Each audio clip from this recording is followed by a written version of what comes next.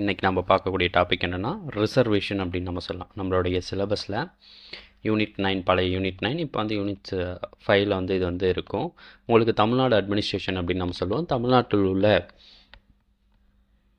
நிர்வாக அமைப்புகளை பற்றி பார்க்கும்போது இந்த ரிசர்வேஷன் பாலிசி அப்படின்னு நம்ம சொல்லக்கூடிய இடஒதுக்கீட்டு கொள்கை வந்து ரொம்ப முக்கியமான ஒரு பார்ட்டாக இருக்குது.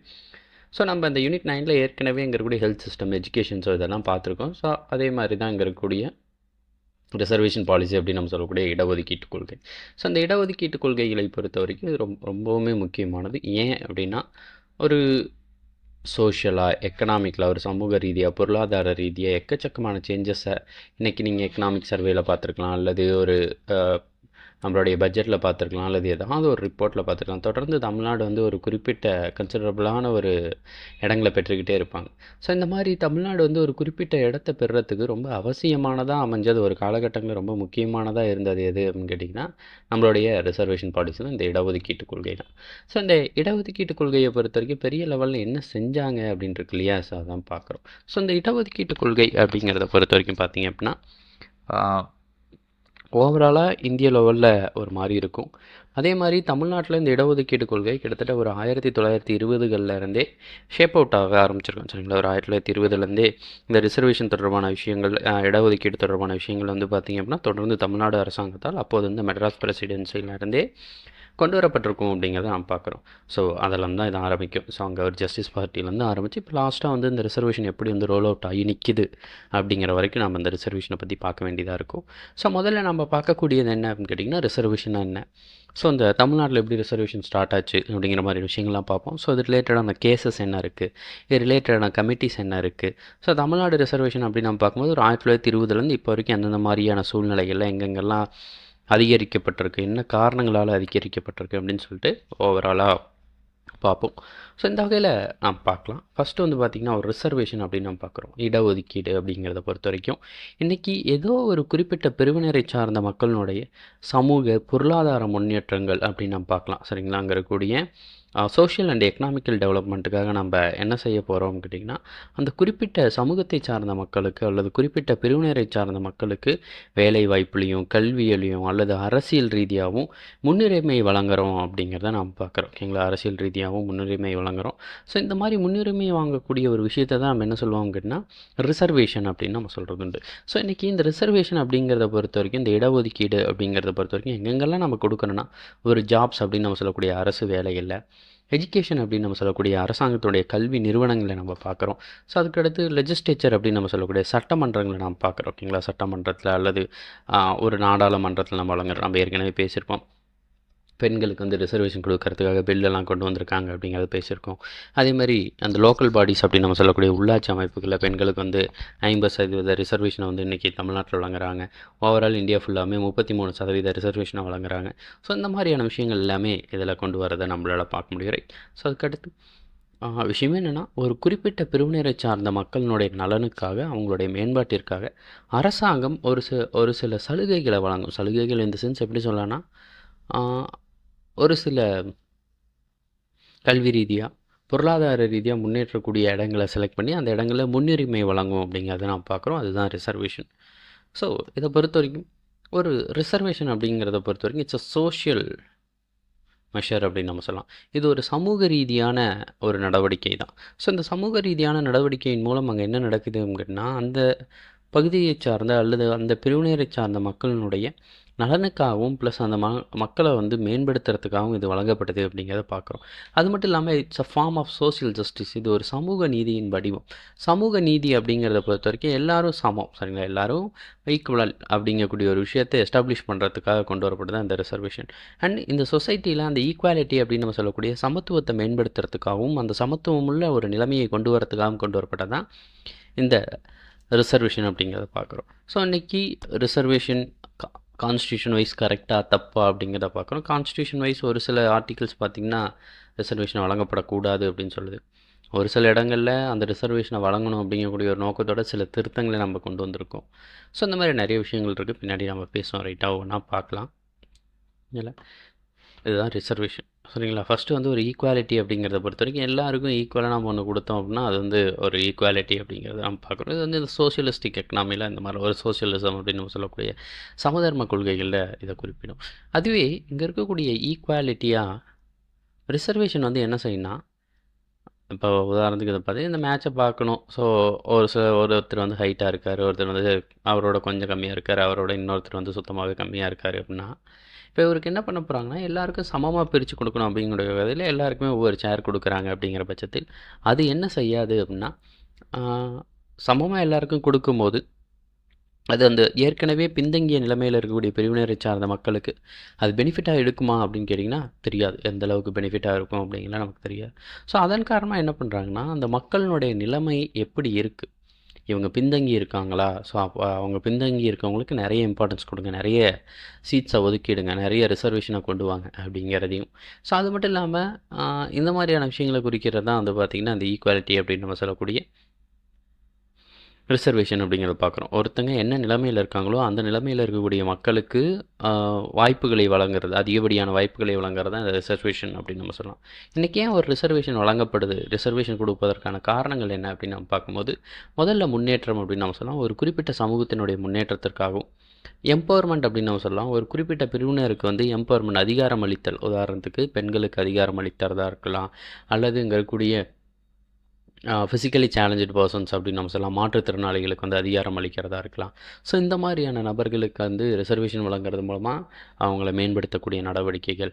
அடிக்குவேட் ரெப்ரசன்டேஷன் இன்னைக்கு வந்து அரசாங்கத்தினுடைய கொள்கை உருவாக்கத்திலயும் சரி, அரசாங்கத்தினுடைய நடவடிக்கையிலயும் சரி, எல்லா பிரிவினரை சார்ந்த மக்களினுடைய பிரதிநிதித்துவமும் இருக்கும்போது மட்டும்தான் அங்க என்ன நடக்கும்னா, அந்த மக்களினுடைய வாய்ஸஸும் அந்த மக்களுக்கு தேவையான என்னென்ன விஷயங்கள் தேவையோ அது எல்லாத்தையும் அவங்களால கேட்டு பெற முடியும் அப்படிங்கிறத பார்க்குறோம். ஸோ இந்த மாதிரியான விஷயங்களையும் வழங்குறதுக்கு இந்த ரிசர்வேஷன் வந்து ஒரு அடிப்படையான விஷயமா இருக்கும். ஸோ அதுக்கடுத்து ஒரு சோஷியல் ஸ்டேட்டஸ் அப்படின்னு நம்ம சொல்லக்கூடிய சமூக நிலைமையை ஒரு நபருக்கும் இன்னொரு நபருக்கும் இருக்கக்கூடிய சமூக ஏற்றத்தாழ்வுகளை குறைச்சு அவங்க 2 பேத்துக்குள்ள சமூக நிலைமையை மேம்படுத்துறதுக்கான ஒரு வாய்ப்பாக இருக்கும். ஸோ அதுக்கடுத்து அன்டச்சபிலிட்டி அப்படின்னு நம்ம சொல்லக்கூடிய தீண்டாமையை ஒழிப்பதற்கான ஒரு வாய்ப்பாக இருக்கும். ஸோ அதுக்கடுத்து ஜஸ்டிஸ் டு இன்ஜஸ்டிஸ் அப்படின்னு நம்ம சொல்லலாம். காலங்காலமாக ஒரு குறிப்பிட்ட பிரிவினருக்கு இழைக்கப்பட்டுட்டு இருந்த அநீதிக்கு எதிரான ஒரு நீதி தான் எது அப்படின்னா இந்த ரிசர்வேஷன் அப்படின்னு நம்ம பார்க்குறோம். சரிங்களா? அநீதிக்கு எதிரான ஒரு நீதி தான் அந்த ரிசர்வேஷன். அதுக்கடுத்து சோஷியல் ஜஸ்டிஸ் அப்படின்னு நம்ம சொல்லக்கூடிய சமூக நீதியின் வடிவமாக இதை நம்ம பார்க்குறோம். இது வந்து ஒரு சமூக நீதியின் வடிவமாக இதை நம்ம பார்க்குறோம். ஸோ அதுக்கடுத்து வந்து பார்த்திங்கன்னா எஜுகேஷ்னல் இம்ப்ரூவ்மெண்ட் அப்படின்னு நம்ம சொல்லலாம். ஒரு குறிப்பிட்ட பிரிவினர் வந்து கல்வி ரீதியாகவும் பின்தங்கி இருக்காங்க, அல்லது சமூக ரீதியாக பின்தங்கி இருக்காங்கன்னா, அந்த பிரிவினரை சார்ந்த மக்களை வந்து கல்வி ரீதியாக மேம்படுத்துறதுக்கு இந்த ரிசர்வேஷன் வந்து அவசியமாக இருக்குது அப்படிங்கிறதுக்காக கான்ஸ்டியூஷனில் அதுதான் குறிப்பிட்டிருக்கும். கல்வி ரீதியாக பின்தங்கிய பிரிவினருக்கும் சமூக ரீதியாக பின்தங்கிய பிரிவினருக்கும் வேலை வாய்ப்புகள்லையும் சரி, கல்வி நிலையங்களையும் சரி, இடஒதுக்கீடு வழங்கணும் அப்படிங்கக்கூடிய ஒரு விஷயங்களை இவங்க பேசியிருப்பாங்க அப்படிங்கிறத நம்ம பார்க்குறோம். ஓகேவா? ஜஸ்ட்டு தெரிஞ்சுக்கோங்க. ஸோ அதுக்கடுத்து வந்து பார்த்திங்கன்னா வீக்கர் செக்ஷன் அப்படின்னு நம்ம சொல்லக்கூடிய நலிவடைந்த பிரிவினர் அப்படின்னு நம்ம சொல்லலாம். சமூகத்தில் பெரிய லெவலில் பொருளாதார ரீதியாக, கல்வி ரீதியாக அல்லது சோஷியலாக, சரிங்களா, சமூக ரீதியாக மேம்படாத சில பிரிவினர் இருக்காங்க இல்லையா? ஸோ அவங்க தான் அந்த நலிவடைந்த பிரிவினர். ஸோ அந்த நலிவடைந்த பிரிவினர்களை மேம்படுத்துவதற்காக கொண்டு வரப்பட்டது தான் இந்த ரிசர்வேஷன். உதாரணத்துக்கு இந்த மாற்றுத்திறனாளிகள் நம்மளால் சொல்ல முடியும், பெண்களை நம்மளால் சொல்ல முடியும், ட்ரைபல் பீப்புள் அப்படின்னு நம்ம சொல்லக்கூடிய பழங்குடியினர் மக்களை நம்மளால் சொல்ல முடியும். ஸோ இந்த மாதிரி மக்களினுடைய நிலைமையை மேம்படுத்துவதற்காக கொண்டு வரப்பட்டதான் இந்த ரிசர்வேஷன் அப்படிங்கிறத பார்க்குறோம். ஸோ அதுக்கடுத்து வந்து பார்த்திங்கன்னா இந்த ரிசர்வேஷன் அட் ப்ரெசென்ட்டில் எப்படி இருக்குது? ஓவரால் இந்தியா லெவலில் நீங்கள் பார்த்தீங்கன்னா 59% ரிசர்வேஷன் வழங்குறாங்க. ஸோ இது ரிலேட்டடாக நிறைய விஷயங்கள் நடந்திருக்கு, பேசுவோம் தொடர்ந்து. முதல்ல வந்து பார்த்திங்க அப்படின்னா ட்ரைபல் பீப்புள் அப்படின்னு நம்ம சொல்லக்கூடிய பழங்குடியினர் மக்களுக்கு 7.5% வழங்குறாங்க. ஸோ அதுக்கடுத்து எஸ்சி பீப்புள் அப்படின்னு நம்ம சொல்லக்கூடிய பட்டியலின வகுப்பை சார்ந்த மக்களுக்கு வந்து 15% இடஒதுக்கீடு வழங்குறாங்க. ஓபிசி அப்படின்னு நம்ம சொல்லக்கூடிய அதர் பேக்வர்ட் கிளாஸஸ் அப்படின்னு நம்ம சொல்லுவோம். இதர பிற்படுத்தப்பட்டோர், சரிங்களா, இந்த இதர பிற்படுத்தப்பட்ட மக்களுக்கு வந்து 27% ரிசர்வேஷனை வழங்குறாங்க. ஸோ அதுக்கு அடுத்து வந்து பார்த்திங்க அப்படின்னா இடபிள்யூஎஸ் அப்படின்னு நம்ம சொல்லக்கூடிய எக்கனாமிக்கலி வீக்கர் செக்ஷன்,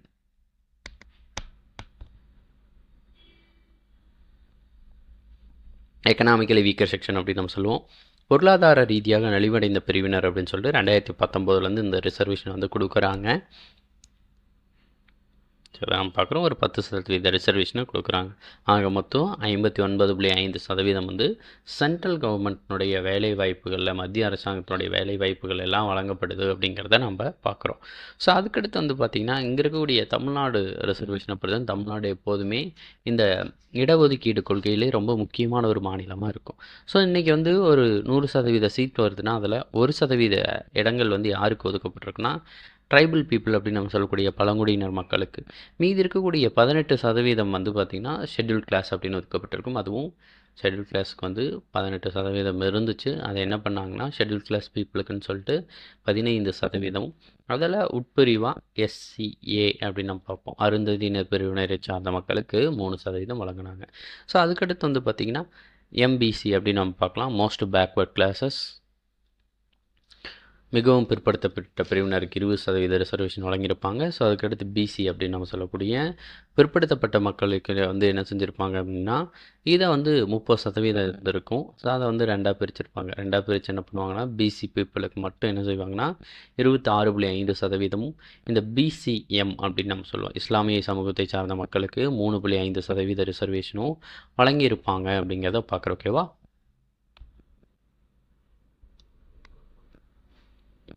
இப்படி தான் வந்து 69% ரிசர்வேஷன் வந்து நம்ம உள்ள வழங்கப்பட்டிருக்கும். ஒரு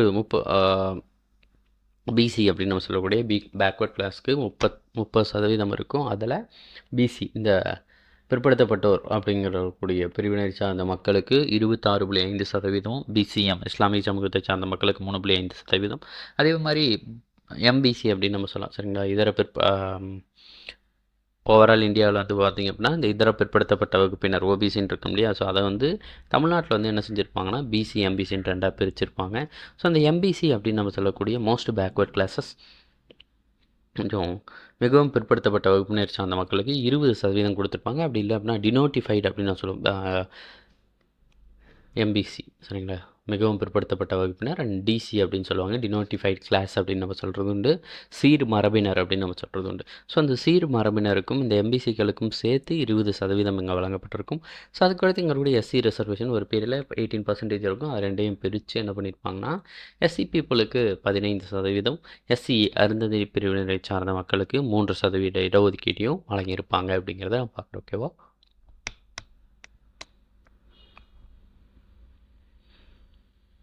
அதுக்கடுத்து இன்றைக்கி நீங்கள் தமிழ்நாட்டில் இடஒதுக்கீடு அப்படிங்கிறத பொறுத்த வரைக்கும் நம்ம எங்கேருந்து ஆரம்பிக்கிறோம் அப்படின்னா ஒரு ஜஸ்டிஸ் பார்ட்டி அப்படின்னு நம்ம சொல்லக்கூடிய நீதி கட்சியிலேருந்து ஆரம்பிக்கிறோம் அப்படிங்கிறத பார்க்குறோம். ஸோ அந்த நீதி கட்சி அப்படிங்கக்கூடிய ஒரு விஷயத்தை பொறுத்த வரைக்கும் தொடர்ந்து என்ன செய்கிறாங்க அப்படின்னா தமிழ்நாட்டில் இருக்கக்கூடிய நான் பிராமின் பீப்புள் அப்படின்னு நம்ம சொல்லலாம், பிராமண அல்லாத மக்களினுடைய நலன்களை அவங்களுடைய காலகட்டத்தில் பேசிகிட்டு இருக்காங்க அப்படிங்கிறத பார்க்குறோம். ஸோ அவங்க என்ன செய்கிறாங்கன்னா அப்படி பேசிகிட்டு இருக்கும்போது இங்கே இருக்கக்கூடிய ரிசர்வேஷன் அப்படின்னு நம்ம சொல்லுவோம். சரிங்களா? அங்கே இருக்கக்கூடிய ரிசர்வேஷன் தொடர்பான கோரிக்கைகளை அவங்க தொடர்ந்து முன் வச்சுக்கிட்டே இருக்காங்க அப்படிங்கிறத பார்க்குறோம். ஸோ இதில் 1911 வந்த சென்சஸ் வந்து ரொம்ப முக்கியமானது. இந்த சென்சஸ் அடிப்படையில் என்ன நடக்குதுன்னு கேட்டிங்கன்னா வெறுமனே இங்கே இருக்கக்கூடிய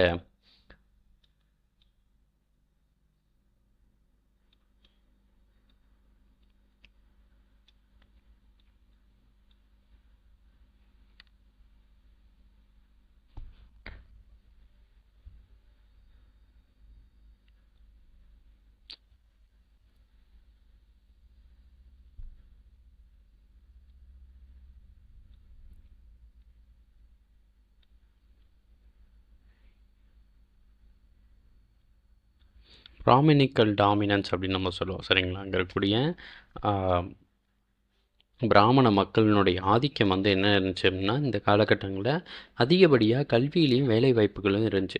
வெறுமனே மக்கள் தொகையில் 3% அந்த ரேஞ்சில் மட்டும் இருக்கக்கூடிய அந்த பிராமின் பீப்புள் என்ன செய்கிறாங்கன்னா இருக்கக்கூடிய கல்வியிலையும் அது மட்டும் இல்லாமல் வேலை வாய்ப்புகளையும் நியர்லி ஒரு 97-95% மேலே அவங்க தான் இருக்காங்க அப்படிங்கிறத பார்க்குறோம். ஸோ இதை பார்க்கும்போது இங்கே என்ன நடக்குதுன்னா இந்த நான் பிராமின் பீப்புள் அப்படின்னு நம்ம சொல்லக்கூடிய பிராமண அல்லாத மக்கள் வந்து அதிகப்படியாக மக்கள் தொகையில் இருந்தாலும் அவங்களால என்ன பண்ண முடியல அப்படின்னா ஒரு கல்வி ரீதியாகவோ அல்லது ஒரு வேலைவாய்ப்பு ரீதியாகவோ பெரிய லெவலில் பங்கேற்க முடியல அப்படிங்கிறத பார்க்குறோம். சரியா? ஸோ அந்த மாதிரி இருக்கும்போது தொடர்ந்து அவங்க என்ன செய்கிறாங்க அப்படின்னு கேட்டிங்கன்னா இந்த விஷயத்தை வந்து அந்த காலகட்டங்கள் இந்த பிரிட்டிஷ் அரசாங்கத்துக்கிட்ட வந்து இவங்க வச்சுக்கிட்டே இருக்காங்க அப்படிங்கிறத நான் பார்க்குறேன். ஓகேங்களா? ஸோ இதை வந்து இந்த சவுத் இந்தியன் லிபரல் ஃபெடரேஷன் அப்படின்னு நம்ம பார்க்குறோம் சரிங்களா. இந்த தென்னிந்திய நல உரிமைகள் சங்கம் அல்லது நல உரிமைகள் கூட்டமைப்பு அப்படின்னு சொல்லிட்டு 1916 உருவாக்கப்படுது. ஸோ இந்த அமைப்பு வந்து என்ன செய்யுது அப்படின்னு கேட்டிங்கன்னா, தொடர்ந்து வந்து இந்த நான் பிராமின் அப்படின்னு நம்ம சொல்லக்கூடிய பிராமண அல்லாதோர் மக்களினுடைய நலன்களை பேசிக்கிட்டே இருக்குது. இவங்க என்ன செய்கிறாங்கன்னா, அதுக்காக 1916 ஒரு அறிக்கையை வெளியிடுறாங்க. பிராமண அல்லாதோரின் அறிக்கை அப்படின்னு சொல்லிட்டு நான் பிராமணிக்கல் மேனிஃபெஸ்டோ அப்படிங்கிறத கொண்டு வராங்க. ஸோ அந்த நான் பிராமின் மேனிஃபெஸ்டோவை பொறுத்த வரைக்கும் எதை பற்றி பேசுது அப்படின்னு கேட்டிங்கன்னா, இங்கே இருக்கக்கூடிய பிராமினிக்கல் டாமினன்ஸ் அப்படின்னு நம்ம சொல்லலாம். இந்த கல்வியிலையும் வேலை வாய்ப்புகளையும் பிராமண மக்களினுடைய ஆதிக்கத்தை பற்றியும் அண்ட் அவங்க வந்து அதிக லெவலில் இந்த கல்வி நிலையங்கள் அது மட்டும் இல்லாமல் இங்கே இருக்கக்கூடிய எம்ப்ளாய்மெண்ட் அப்படின்னு நம்ம சொல்லலாம், வேலை வாய்ப்புகளையும் இருக்காங்க. அரசாங்கம் என்ன செய்யணும், இந்த நான் பிராமின் பீப்புள் அப்படின்னு நம்ம சொல்லக்கூடிய பிராமண அல்லாதோர் மக்களினுடைய நலனுக்காக அந்த அமைப்புகள் எல்லாத்துலேயுமே ரிசர்வேஷன் வழங்கணும் அப்படிங்கக்கூடிய ஒரு விஷயத்தை பேசியிருப்பாங்க. ஸோ இதை வந்து இவங்க முன்னாடி வச்சுருப்பாங்க. அதுதான் இந்த நான் பிராமின் மேனிஃபெஸ்டோ. ஸோ இது 1916 டிசம்பரில் பெட்டி தியாகராயர் வந்து கொண்டு வந்திருப்பார். ஸோ அது மட்டும் இல்லாமல் இவர் என்ன பண்ணுவார் அப்படின்னு கேட்டிங்கன்னா, அங்கே இருக்கக்கூடிய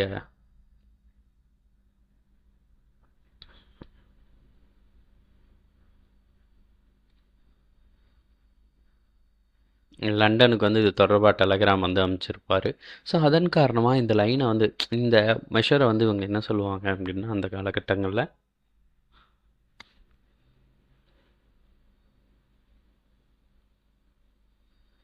செட்டி கேபிள் அப்படின்னு நம்ம சொல்கிறது உண்டு சரிங்களா.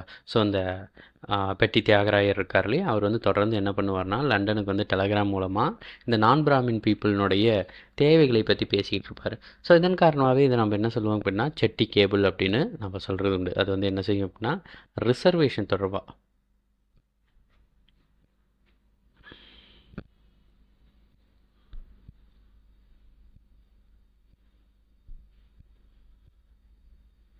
இந்த பிராமணம் அல்லாத மக்களுக்கு வந்து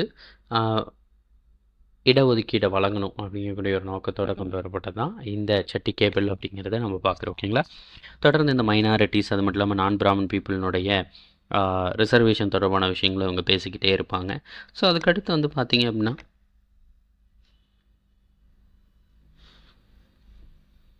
ஸோ இதை நாம் பார்க்குறோம் சரிங்களா. தொடர்ந்து வந்து அவங்க இது பண்ணிக்கிட்டே இருப்பாங்க. பின்னால் 1920 வந்து பார்த்திங்க அப்படின்னா, இந்த ஜஸ்டிஸ் பார்ட்டி வந்து ஆட்சிக்கு வருவாங்க. இவங்க ஆட்சிக்கு வந்த உடனே என்ன செய்வாங்கன்னா, இந்த ரிசர்வேஷனை வந்து நடைமுறைப்படுத்துவாங்க அப்படிங்கிறத பார்க்குறோம். ஸோ இவங்க 1920 ஆட்சிக்கு வராங்க. ஆட்சிக்கு வந்ததுக்கப்புறம் 1921 வந்து என்ன செய்கிறாங்கன்னா, அப்போது அதுக்கு முன்னாடி தெரிஞ்சுக்கோங்க, இப்படி வந்து ரிசர்வேஷன் தொடர்பான கொள்கைகளை இவங்க முன்னாடி வச்சுக்கிட்டே இருக்காங்க இல்லையா. ஸோ இந்த காலகட்டங்களில் நடேசனார் வந்து என்ன செய்வார்னா,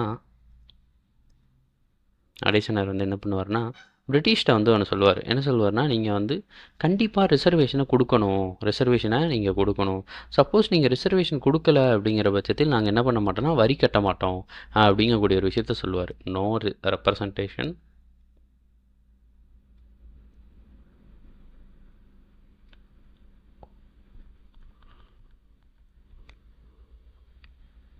நோ ரெப்ரசன்டேஷன், நோ டேக்ஸ் அப்படின்னு நம்ம பார்க்குறோம். வரி இல்லையே, பிரதிநிதித்துவம் இல்லையே வரி இல்லை அப்படிங்கிறத நம்ம பார்க்குறோம். ஸோ இது வந்து ரிசர்வேஷன் தொடர்பாக நடேசனர் வந்து சொல்லியிருப்பார். நடேசனர் அவர்கள் வந்து சொல்லியிருப்பார். இதை ஜி.கே. கோகலே, கோபாலகிருஷ்ண கோகலேவும் சொல்லியிருப்பார்.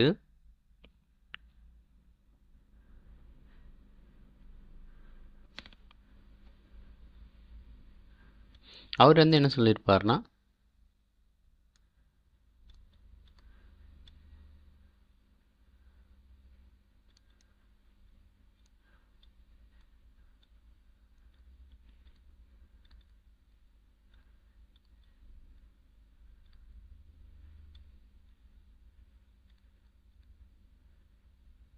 இவர்களுடைய மத்திய நாடாளுமன்றம் இருக்கும். அந்த காலகட்டங்களில் சட்டமன்றம் மாதிரி மத்திய அளவில் ஒரு நாடாளுமன்றம் இருக்கும். ஸோ அந்த நாடாளுமன்றத்தில் இந்தியர்களுக்கு வந்து பிரதிநிதித்துவம் வழங்கணும் அப்படின்னு சொல்லிட்டு ஜி.கே. கோகலே வந்து இதை சொல்லியிருப்பார். நோ ரெப்ரசன்டேஷன், நோ டேக்ஸ் அப்படின்னு சொல்லியிருப்பார்.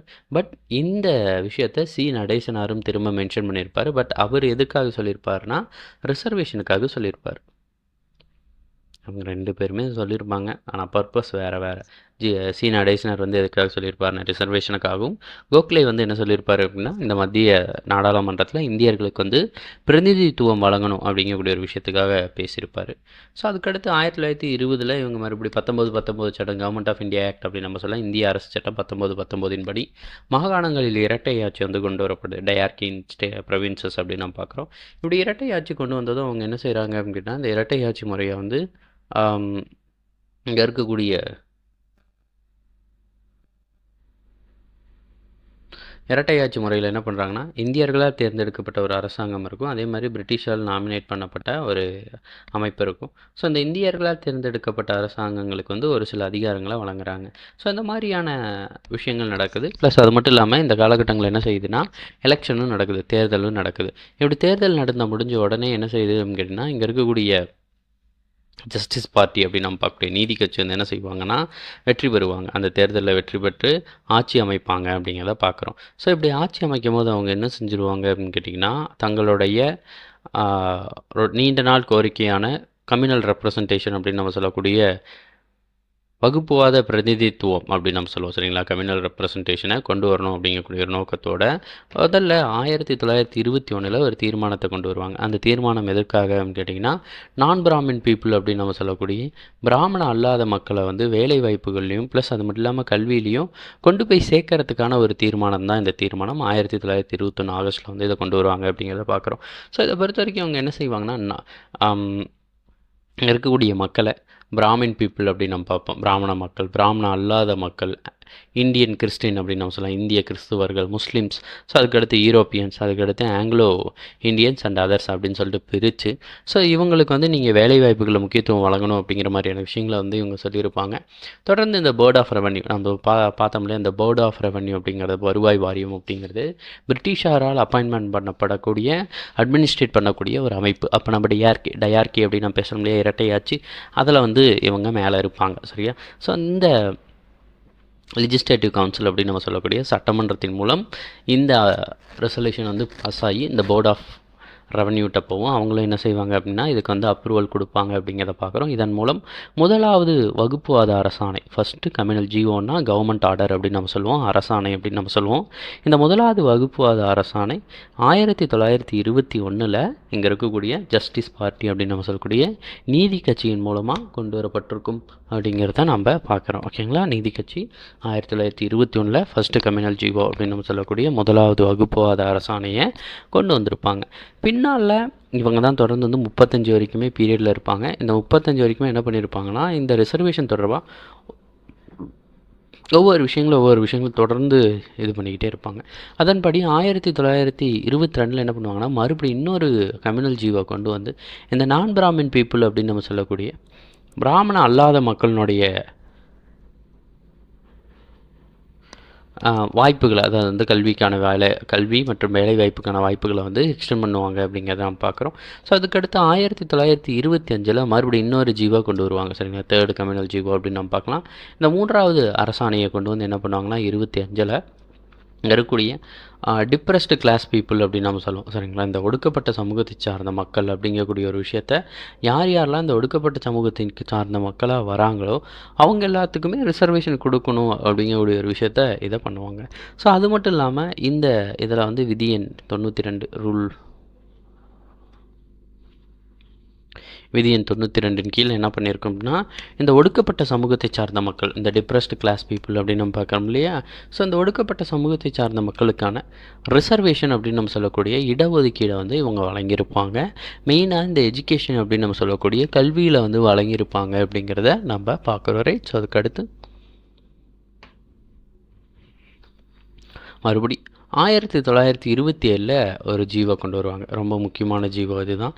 ஏன் அப்படின்னா இங்கே இருக்கக்கூடிய ரிசர்வேஷன் பாலிசி இன்றைக்கி இருக்கிற மாதிரி ப்ராப்பராக வந்து யார் யாருக்கு எவ்வளோ சீட்ஸ் அப்படின்னு சொல்லிட்டு ஒதுக்குனது வந்து பார்த்திங்க அப்படின்னா இந்த கம்யூனல் ஜீவோ தான். ஸோ இந்த கம்யூனல் ஜீவோவை பொறுத்த வரைக்கும் என்ன செய்கிறாங்க அப்படின்னா இந்த நான் பிராமின் பீப்புள் அப்படின்னு நம்ம சொல்லக்கூடிய பிராமண அல்லாத மக்களினுடைய ரெப்ரசன்டேஷனை மேம்படுத்துறதுக்காகவும் இன்னும் சில ஒடுக்கப்பட்ட சமூகத்தை சார்ந்த மக்களினுடைய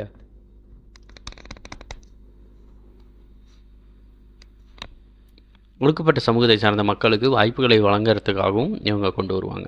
ஸோ இதை பொறுத்த வரைக்கும் என்ன பண்ணுவாங்கன்னா, கேட்டகரிஸாக பிரிப்பாங்க. ஒவ்வொரு பிரிவினராக பிரித்து அந்த ஒவ்வொரு பிரிவினரை சார்ந்த மக்களுக்கும் எவ்வளோ சீட்ஸ் நாங்கள் ஒதுக்க போகிறோம் அப்படிங்கிறத தெளிவாக கொடுத்துருப்பாங்க. ஸோ இதில் இவங்க என்ன செஞ்சுருப்பாங்க அப்படின்னு கேட்டிங்கன்னா, ஒரு நான் பிராமின் பீப்புள் அப்படின்னு நம்ம சொல்லலாம். பிராமணால் மொத்தம் ஒரு 12 சீட் இன்றைக்கி ஃபில் ஆக போகுது அப்படின்னா, அந்த 12 சீட்டில் 5 சீட் இந்த நான் பிராமின் பீப்புள் அப்படின்னு நம்ம சொல்லக்கூடிய பிராமண அல்லாத மக்களுக்கு வழங்கணும். அதுக்கடுத்து ஒரு 2 சீட் யாருக்கு வழங்கணும் அப்படின்னா, பிராமண மக்களுக்கு வழங்கணும், பிராமின்ஸ். அதுக்கடுத்து ஒரு 2 சீட் யாருக்கு வழங்கணும் அப்படின்னா, இங்கே இருக்கக்கூடிய முஸ்லீம் அப்படின்னு நம்ம சொல்லக்கூடிய இஸ்லாமிய சமூகத்தை சார்ந்த மக்களுக்கு வழங்கணும். ஸோ அதுக்கடுத்து ஒரு 2 சீட் யாருக்கு கொடுக்கலாம் அப்படின்னா, இங்கே இருக்கக்கூடிய ஆங்கிலோ இந்தியன்ஸ் அண்ட் கிறிஸ்டின்ஸ் அப்படின்னு நம்ம சொல்லலாம். ஆங்கிலோ இந்தியர்கள் மற்றும் கிறிஸ்தவர்களுக்கு வழங்கலாம். மீதி இருக்கக்கூடிய ஒரு சீட் யாருக்கு வழங்கலாம்னா, இந்த டிப்ரெஸ்டு கிளாஸ் பீப்புள் அப்படின்னு சொல்லலாம். அப்படி இல்லை அப்படின்னா பட்டியலின வகுப்பை சார்ந்த மக்களுக்கு ஒரு சீட் வழங்கலாம்.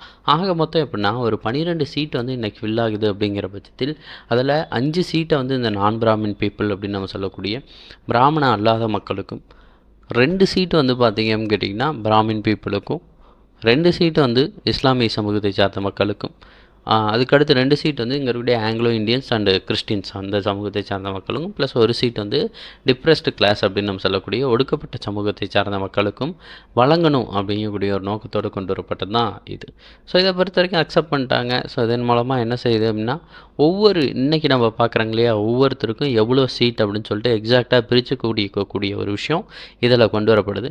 ஸோ இதன் காரணமாகவே நம்ம இதை என்ன சொல்லுவோம் அப்படின்னா, குவாட்டா முறை அப்படின்னு நம்ம சொல்கிறது உண்டு. குவாட்டா சிஸ்டம் அப்படின்னு நம்ம சொல்லுவோம். ஓகேவா, ரைட். ஸோ இந்த குவாட்டா சிஸ்டத்தை இதை தான் பார்க்குறோம். ஸோ இந்த குவாட்டா சிஸ்டத்தை யார் கொண்டு வந்தான்னா, இந்த ரெசல்யூஷனை, இந்த தீர்மானத்தை கொண்டு வந்த மினிஸ்டர் யாருன்னா ஆர் முத்தையா அவர்கள். முத்தையா அவர்கள் என்ன செய்வார் கேட்டிங்கன்னா, இந்த ரிசர்வேஷன் வழங்குறதுக்கான குவாட்டா சிஸ்டத்தை முதல்ல தமிழ்நாட்டில் அந்த காலகட்டங்களில் மெட்ராஸில் இன்ட்ரடியூஸ் பண்ணியிருப்பார். அப்போது தமிழ்நாட்டினுடைய முதலமைச்சராக சரிங்களா, அல்லது மெட்ராஸ் பிரசிடென்சினுடைய முதலமைச்சராக இருந்தவர் தான் யாருன்னு கேட்டிங்கன்னா சுப்புராயன் அவர்கள் அப்படிங்கிறத நம்ம பார்க்குறோம். ஸோ அதுக்கடுத்து இன்னொரு விஷயம் தெரிஞ்சுக்கோங்க. இந்த ஆர் முத்தையா இருக்கார் இல்லையா, ஒரு பீரியடில் பின்னாடி நாம் பேசுவோம். ஒரு பீரியட் என்ன ஆகுனா 1951 இந்த தமிழ்நாட்டினுடைய ரிசர்வேஷன் பாலிசி சுப்ரீம் கோர்ட்னால் கேன்சல் பண்ணப்படும். ஸோ இப்படி கேன்சல் பண்ணதை தொடர்ந்து தமிழ்நாட்டினுடைய ரிசர்வேஷன் பாலிசிக்கு சப்போர்ட் பண்ணி நிறைய போராட்டங்கள் தமிழ்நாடு ஃபுல்லாகவும் சரி, தமிழ்நாடு ஃபுல்லாகவே பயங்கரமாக நடக்கும். மெயினாக இந்த தீகா அப்படின்னு நம்ம சொல்லக்கூடிய திராவிடர் கழகம் இந்த போராட்டங்களை மெயினாக எடுப்பாங்க. அந்த காலகட்டங்களில் ஆப்போசிஷன் பார்ட்டியாக இருந்த டிஎம்கே அதாவது ரொம்ப முக்கியமான ஒரு ஆப்போசிட் பார்ட்டி அந்த டிஎம்கே என்ன செய்வாங்க அப்படின்னா, இங்கே இருக்கக்கூடிய அரசுக்கு எதிரான ஒரு போராட்டங்கள்லாம் பயங்கரமாக ஈடுபடுவாங்க. ஸோ இந்த மாதிரியான ஒரு போராட்டங்களில் ஈடுபட்டுக்கிட்டு இருக்கும்போது பெரியார் என்ன சொல்லுவார்னா, நாங்கள் ரொம்ப நாட்களுக்கு முன்னாடியே ரிசர்வேஷனை கொண்டு வந்துட்டோம். அந்த ரிசர்வேஷனை பொறுத்த வரைக்கும் பார்த்தீங்க அப்படின்னா நீங்கள் கேன்சல் பண்ணக்கூடாது. ஸோ அந்த ரிசர்வேஷனை கொண்டு வரக்கூடிய ரொம்ப முக்கியமான காரணம் நம்ம யார் சொல்லலாம்னா ஆர் முத்தையா அவர்களை சொல்கிறோம். அவரை நான் இந்த இடத்துல என்ன சொல்கிறேன் அப்படின்னா, பெரியார் என்ன சொல்லியிருப்பாருன்னா, ஆர் முத்தையா அவர்களை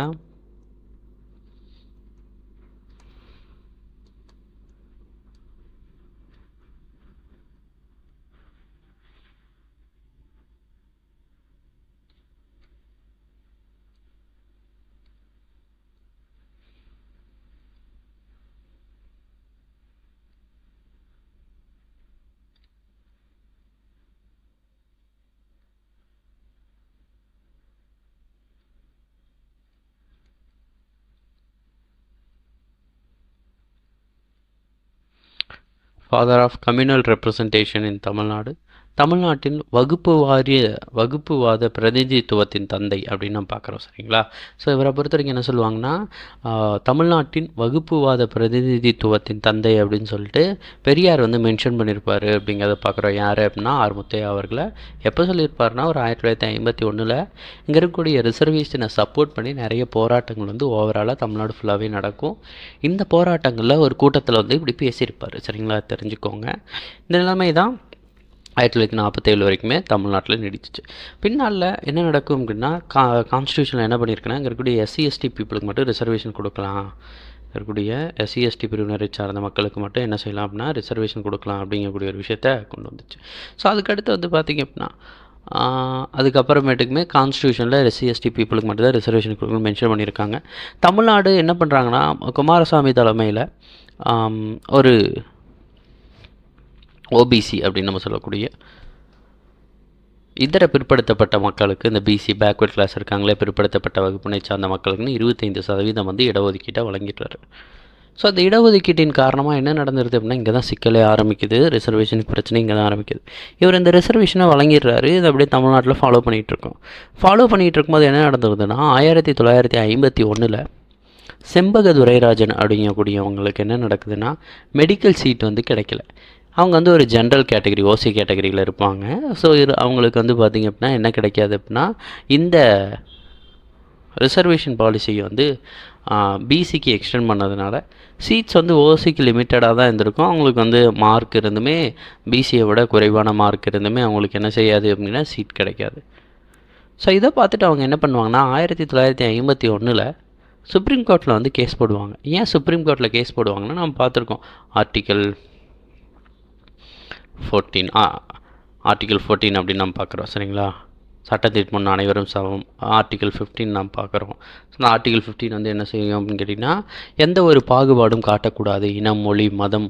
ஸோ அதுக்கடுத்து இங்கே இருக்கக்கூடிய பாலினம் அடிப்படையில், பிளேஸ் ஆஃப் பர்த் அப்படின்னு நம்ம சொல்லக்கூடிய பிறப்பின் அடிப்படையில் என்ன செய்யக்கூடாது அப்படின்னா, ஒருத்தருக்கு வந்து பாகுபாடு காட்டக்கூடாது, டிஸ்கிரிமினேஷன், ப்ரொஹிபிஷன் ஆஃப் டிஸ்கிரிமினேஷன் அப்படிங்கிறத பார்க்குறோம். ஸோ இந்த மாதிரி டிஸ்கிரிமினேஷன் நடந்ததுனால, ரிசர்வேஷன்னாவே டிஸ்கிரிமினேஷன் தான். இன்றைக்கி உமன்களுக்கு, பெண்களுக்கு வந்து ரிசர்வேஷன் கொடுக்குறாங்கன்னா, ஜெண்டர் ஈக்குவாலிட்டி இல்லாமல் ஜெண்டர் அடிப்படையில் என்ன செய்கிறாங்கன்னா பாகுபாடு காட்டுறாங்க. அல்லது நீங்கள் பார்க்கலாம், ஒரு ட்ரைபல் பீப்புளுக்கு கொடுக்குறாங்கன்னா அப்போ அவங்களோட இனத்தை வச்சு கொடுக்குறாங்க. அல்லது இன்றைக்கி ஒரு பிசி பீப்புளுக்கோ அல்லது எஸ்சி பீப்புளுக்கோ கொடுக்குறாங்க, ரிசர்வேஷன் அரசாங்கம் அறிவிக்குது அப்படின்னா அவங்க என்ன செய்கிறாங்க அப்படின்னா ஒரு கேஸ்ட் வச்சு கொடுக்குறாங்க. ஸோ இந்த மாதிரி நீங்கள் கொடுக்கக்கூடாது அப்படிங்கிறத இந்த ஆர்டிகல் 14, 15, 16 இது எல்லாமே சொல்லியிருக்கோம். ஸோ இப்படி இருக்கும்போது இந்த 15 வந்து மீறப்பட்டிருக்கு. அந்த 15லேயே என்ன செஞ்சுருப்பாங்கன்னா, கான்ஸ்டியூஷன் கொண்டு வரும்போது எஸ்சி எஸ்டி பீப்புளுக்கு ரிசர்வேஷன் கொடுக்கலாம் அப்படிங்கிற மாதிரியான ப்ரொவிஷனை ஏற்படுத்தியிருப்பாங்க. ஆனால் பிசிக்கு ரிசர்வேஷன் கொடுக்கலாம், பிற்படுத்தப்பட்ட வகுப்பினரை சார்ந்த மக்களுக்கு ரிசர்வேஷன் கொடுக்கலாம்னு எந்த இடத்துலையும் மென்ஷன் பண்ணியிருக்க மாட்டாங்க. ஸோ இதை பார்த்து அவங்க என்ன செய்வாங்கன்னா, சுப்ரீம் கோர்ட்டில் கேஸ் போடுவாங்க. ஏன்னா நமக்கு தெரியும், ஒரு அடிப்படை உரிமை மீறப்படும் போது நம்ம ஆர்டிகல் 32 பயன்படுத்தி, சரிங்களா, ஆர்டிகல் 32 பயன்படுத்தி நம்ம செய்யலாம். என்ன செய்யலாம்னா, அரசியலமைப்புக்கு உட்பட்டு தீர்வு காணும் உரிமை அப்படின்னு நம்ம சொல்லலாம். Right to constitutional remedies. So இந்த கான்ஸ்டியூஷனல் ரெமடிஸை பயன்படுத்தி நம்ம என்ன செய்யலாம் அப்படின்னா, இங்கே இருக்கக்கூடிய சுப்ரீம் கோர்ட்டில் போய் கேஸ் ஃபைல் பண்ணலாம். ஸோ இப்படி கேஸ் ஃபைல் பண்ணும்போது அவங்க ரிட்ஸை யூஸ் பண்ணி இதை பண்ணுவாங்க அப்படிங்கிறத பார்க்குறோம். ஸோ இந்த மாதிரி இவங்க என்ன பண்ணிடுவாங்கன்னா, 1951 இந்த கேஸ் முடிஞ்சதுக்கு அப்புறம் இந்த செம்பக துரைராஜன் கேஸ் வந்து சுப்ரீம் கோர்ட்டுக்கு போகும். சுப்ரீம் கோர்ட் என்ன செஞ்சிருன்னா, தமிழ்நாட்டினுடைய இடஒதுக்கீடு கொள்கையை வந்து கேன்சல் பண்ணிடும். சரிங்களா? தமிழ்நாட்டினுடைய இடஒதுக்கீடு கொள்கையை கேன்சல் பண்ணிடும். ஸோ இதை பார்த்து தமிழ்நாட்டில் இருக்கக்கூடிய தலைவர்கள் எல்லாருமே பயங்கரமாக போராட்டம் பண்ணுவாங்க. மெயினாக வந்து பார்த்திங்க அப்படின்னா, அந்த காலகட்டங்களில் பெரியார், அம்பேத்கர்லாம் ரொம்ப முக்கியமான பங்கு வகிப்பாங்க. அம்பேத்கர் வந்து என்ன செஞ்சுருப்பார் அப்படின்னா, தன்னுடைய ஆதரவு வந்து இந்த போராட்டத்துக்கு கொடுத்துருப்பாரு அப்படிங்கிறத நம்ம பார்க்குறோம். ஸோ அதுக்கடுத்து இந்த ரிசர்வேஷன் வந்து பார்த்திங்க அப்படின்னா கேன்சல் பண்ணதுக்கு எதிரான போராட்டங்கள் ஃபுல்லாகவே நடக்கும். அண்ட் அப்போ தான் இந்தியா வந்து உருவாகுது. ஸோ மெதுவாக அப்போ தான் கட்டமைச்சிக்கிட்டு இருக்காங்க. அதுக்குள்ளே இவ்வளோ பெரிய போராட்டங்களை வந்து அரசாங்கம் வந்து எக்ஸ்பெக்ட் பண்ணலை. ஸோ இப்படி பெரிய போராட்டம் வந்ததன் காரணமாக அரசாங்கம் என்ன செய்யுது அப்படின்னா, ஓகே, இந்த சுச்சுவேஷனை நம்ம கண்ட்ரோலுக்கு கொண்டு வரணும் அப்படின்னு சொல்லிட்டு என்ன பண்ணலாம் அப்படின்னு யோசிக்கும் போது, அப்போது வந்து தமிழ்நாடு காங்கிரஸ் கமிட்டியினுடைய தலைவராக இருந்த காமராஜர் அவர்கள் வந்து பிரதமர் நேருக்கு வந்து ஒரு அட்வைஸ் கொடுக்குறாரு. நீங்கள் என்ன பண்ணுங்கள், கண்டிப்பாக இங்கே இருக்கக்கூடிய ஓபிசி ரிசர்வேஷனை கேன்சல் பண்ண விடாதீங்க. சப்போஸ் நீங்கள் கேன்சல் பண்ண விட்டீங்க அப்படின்னா அது வந்து நம்ம கவர்மெண்ட்டுக்கு பெரிய ஒரு சிக்கலாக அமையும். ஏன்னா அந்த போராட்டம் வந்து பெரிய லெவலில் முடிவுக்கு வராது, இது தொடர்ந்துக்கிட்டே தான் இருக்கும் அப்படிங்கிற மாதிரியான விஷயங்களை அதை சொல்கிறார்.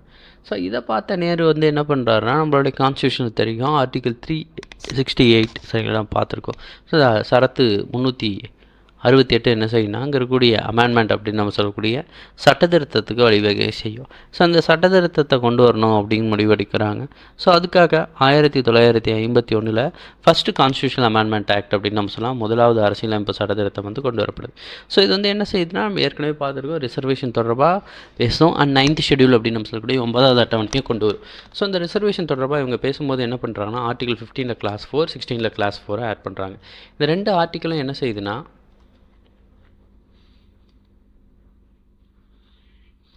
ஓபிசி ரிசர்வேஷன் அப்படின்னு நம்ம சொல்லக்கூடிய இதர பிற்படுத்தப்பட்ட வகுப்பினரை சார்ந்த மக்களுக்கான இடஒதுக்கீடு தொடர்பான விஷயங்களை இந்த 2 ஆர்டிக்கலும் பேசும். சரியா?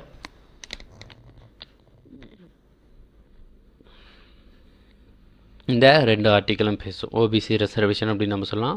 இன்றைக்கி ஒரு எஸ்சி எஸ்டி பீப்புளுக்கு மட்டும் ரிசர்வேஷன் இல்லாமல் ஓபிசி அப்படின்னு நம்ம சொல்லக்கூடிய இதர பிற்படுத்தப்பட்ட வகுப்பினரை சார்ந்த மக்களுக்கும் இடஒதுக்கீடு வழங்கலாம். அதுக்கான ப்ரொவிஷன் வந்து இந்த 2 ஆர்டிக்கல் 15ல் கிளாஸ் 4, 16ல் கிளாஸ் 4 வந்து வழங்கியிருக்கும் அப்படிங்கிறத நம்ம பார்க்குறோம். இதனை தொடர்ந்து அப்படியே தமிழ்நாடு ரிசர்வேஷன் வந்து கண்டினியூ ஆகுது, போயிட்டே இருக்காங்க. அதுக்கிடையில் 1969 அரசாங்கம் அப்போது இருந்த டிஎம்கே அரசாங்கம் என்ன செய்கிறாங்க அப்படின்னு கேட்டிங்கன்னா சட்டநாதன் குழு அப்படின்னு நம்ம பார்க்குறோம். ஸோ தமிழ்நாட்டில் அமைக்கப்பட்ட ஃபஸ்ட்டு பிசி கமிஷன்.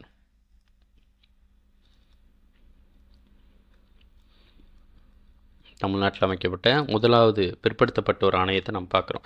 ஸோ இந்த தமிழ்நாட்டில் அமைக்கப்பட்ட முதலாவது பிற்படுத்தப்பட்ட ஆணையமாக நம்ம இந்த சட்டநாதன் குழுவை பார்க்குறோம் 1969. ஸோ இந்த குழு வந்து 1970 என்ன செய்வாங்க அப்படின்னு கேட்டிங்கன்னா இங்கே இருக்கக்கூடிய தங்களுடைய ரிப்போர்ட்டை வந்து சப்மிட் பண்ணுவாங்க. இவங்க ரிப்போர்ட்டில் என்ன செய்கிறாங்கன்னா இந்த க்ரீமி லேயர் அப்படின்னு நம்ம சொல்லுவோம், பாலேடு பிரிவினர் அப்படின்னு நம்ம சொல்கிறது ஒன்று, அல்லது க்ரீமி லேயர் அப்படின்னு சொல்லுவோம். ஸோ க்ரீமி லேயர்னால் என்ன அர்த்தம் அப்படின்னா இன்றைக்கி ஓபிசி அப்படின்னு நம்ம சொல்லக்கூடிய இதர பிற்படுத்தப்பட்ட வகுப்பினரை சார்ந்த மக்களுக்கு வந்து என்ன செய்யலாம்னா யார் யாரெல்லாம் ஏற்கனவே ரிசர்வேஷனை பயன்படுத்தி ஒரு நல்ல நிலைமையில் இருக்காங்க, நல்ல ஒரு கல்வி ரீதியாகவோ அல்லது வருமானத்தின் ரீதியாகவோ யார் பெட்டராக இருக்காங்களோ அவங்க மறுபடியும் இந்த ஓபிசி ரிசர்வேஷனை பயன்படுத்தாதவாறு இந்த க்ரீமி லேயர் கொண்டு வருவாங்க. இன்றைக்கி சென்ட்ரல் கவர்மெண்ட் ஜாப்ஸ்லாம் நம்ம அப்ளை பண்ணுங்கன்னா நம்மகிட்ட வந்து க்ரீமி லேயரா அப்படின்னு கேட்பாங்க. சப்போஸ் க்ரீமி லேயர் இல்லை அப்படின்னா தான் நம்ம வந்து இந்த ஓபிசியில் எடுக்க முடியும். அப்படி இல்லை அப்படின்னா நம்ம என்ன செய்யணும்னா ஜென்ரல் கேட்டகரியில் தான் காம்படிட் பண்ண முடியும். ஸோ அந்த க்ரீமி லேயர் அப்படிங்கிறத பொறுத்த வரைக்கும் என்னென்னா ஒன்றும் கிடையாது. ஏற்கனவே ரிசர்வேஷனை பயன்படுத்தி ஒரு சிலர் என்ன செஞ்சுருப்பாங்க அப்படின்னா இங்கே இருக்கக்கூடிய பதவிக்கு போயிருப்பாங்க, ஒரு குரூப் 1 கிரேட் போஸ்டிங்கெல்லாம் போயிருப்பாங்க. ஸோ இந்த மாதிரியான போஸ்டிங்ஸ்க்கெலாம் போகும்போது அவங்க என்ன செய்வாங்க அப்படின்னு கேட்டிங்கன்னா அவங்கக்கிட்ட ஒரு பணம் அப்படின்னு நம்ம சொல்லலாம், கொஞ்சம் எக்கனாமிக்கலாகவும் சோஷியலாகவும் கொஞ்சம் மேம்பட்டு இருப்பாங்க. ஸோ இதை பார்த்த அரசாங்கம் என்ன செய்யுதுன்னா ஓகே அவங்க வந்து ஏற்கனவே மேம்பட்டாங்க, அவங்க வந்து மறுபடியும் இந்த ஓபிசி ரிசர்வேஷனை பயன்படுத்திக்க கூடாது அப்படிங்கக்கூடிய ஒரு நோக்கத்தோடு கொண்டு வரப்பட்டது அந்த க்ரீமி லேயர். ஸோ அப்போ என்ன பண்ணுறாங்கன்னா இந்த க்ரீமி லேயர் கான்செப்டை கொண்டு வாங்க அப்படின்னு சொல்லிட்டு சட்டநாதன் குழு வந்து பரிந்துரை செய்யுது. ரெண்டாவது இவங்க என்ன செய்கிறாங்க அப்படின்னா இங்கே இருக்கக்கூடிய ஓபிசி அப்படின்னு நம்ம சொல்லக்கூடிய இதர பிற்படுத்தப்பட்ட வகுப்பினரை சார்ந்த ரிசர்வேஷன் வந்து ஏற்கனவே வந்து 25% வழங்கப்பட்டுருச்சு. ஸோ அந்த 25% என்ன பண்ண சொல்கிறாங்கன்னா மேலும் எக்ஸ்டெண்ட் பண்ணி 31% 33% மாற்றுங்க அப்படின்னு சொல்லிட்டு அந்த ஓபிசியை வந்து என்ன செய்யுங்க அப்படின்னு கேட்டிங்கன்னா ஓபிசியை வந்து இவங்க என்ன சொல்கிறாங்கன்னா பிசி எம்பிசின்னு போகிறீங்க. இந்த எம்பிசிக்கு வந்து 16% ரிசர்வேஷனும் இந்த எம்பிசிக்கு வந்து 17% ரிசர்வேஷனும் வழங்குங்க அப்படின்னு சொல்லிட்டு சொல்கிறாங்க. ஸோ இதுக்கடுத்து என்ன நடக்குது அப்படின்னா கவர்மெண்ட் வந்து ஓகே இல்லை நம்ம வந்து மறுபடியும் ஏதாவது ஒரு விஷயத்தை கொண்டு வந்தோம் ஆரம்பித்தோன்னா அது இன்னும் சிக்கலில் தான் கொண்டு போய் முடியும் அப்படின்னு நினைக்கிறாங்க. ஸோ அதன் காரணம் அவங்க என்ன செய்கிறாங்கன்னா இங்கே இருக்கக்கூடிய வெறுமனே ஓபிசியை பிரிக்கலை, பிசி எம்பிசின்லாம் பிரிக்கலை, ஓபிசின்னு மட்டும் வச்சுக்கிட்டு 31% இடஒதுக்கீடையும். ஸோ அது மட்டும் இல்லாமல் இந்த எஸ்சி எஸ்டி பிரிவினரை சார்ந்த மக்களுக்கு ஏற்கனவே 16% இருந்திருக்கும், அதை வந்து 18%ஆகவும் உயர்த்துறாங்க. ஸோ அதுக்கடுத்து இப்போது நீங்கள் யோசிச்சு பாருங்களேன், இப்போ எப்படி இருக்குது ஓபிசி முன்ன 25% 31% மாறுது. அது மட்டும் இல்லாமல் எஸ்சி எஸ்டி பிரிவினரை சார்ந்த மக்களுக்கு 18% ரிசர்வேஷன் வந்து வருது. ஆக மொத்தம் ஒரு 48% ரிசர்வேஷனோட 71 நம்ம போகிறோம். ஸோ அதுக்கடுத்து என்ன நடக்குதுன்னா 1980 நடக்கக்கூடிய ஒரு விஷயம். ஸோ இந்த 1980 அன்னைக்கு இருந்த ஏடிஎம்கே கவர்மெண்ட் வந்து என்ன பண்ணுறாங்கன்னா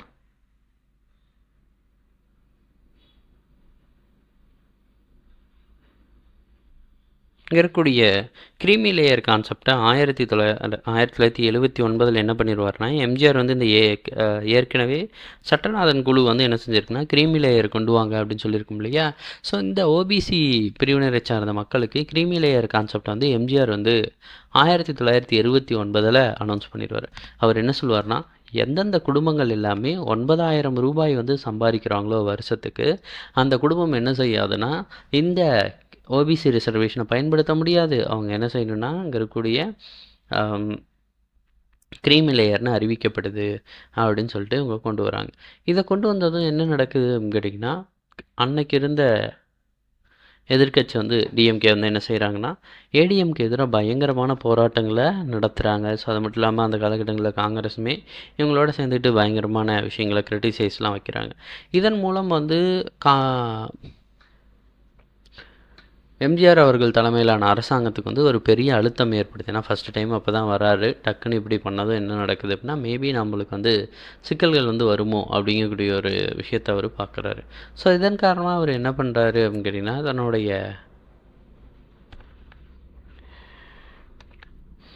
தன்னுடைய இடஒதுக்கீடு கொள்கையில் இந்த க்ரீமி லேயர் ஏற்கனவே கொண்டு வந்துட்டார். ஸோ டக்குன்னு என்ன பண்ணுறாருனா, அந்த க்ரீமி லேயரை கேன்சல் பண்ணுறாரு. க்ரீமி லேயரை கேன்சல் பண்ணிட்டு வெறுமனே ஓபிசியினுடைய ரிசர்வேஷன் வந்து ஏற்கனவே 31% இருந்துச்சு இல்லையா?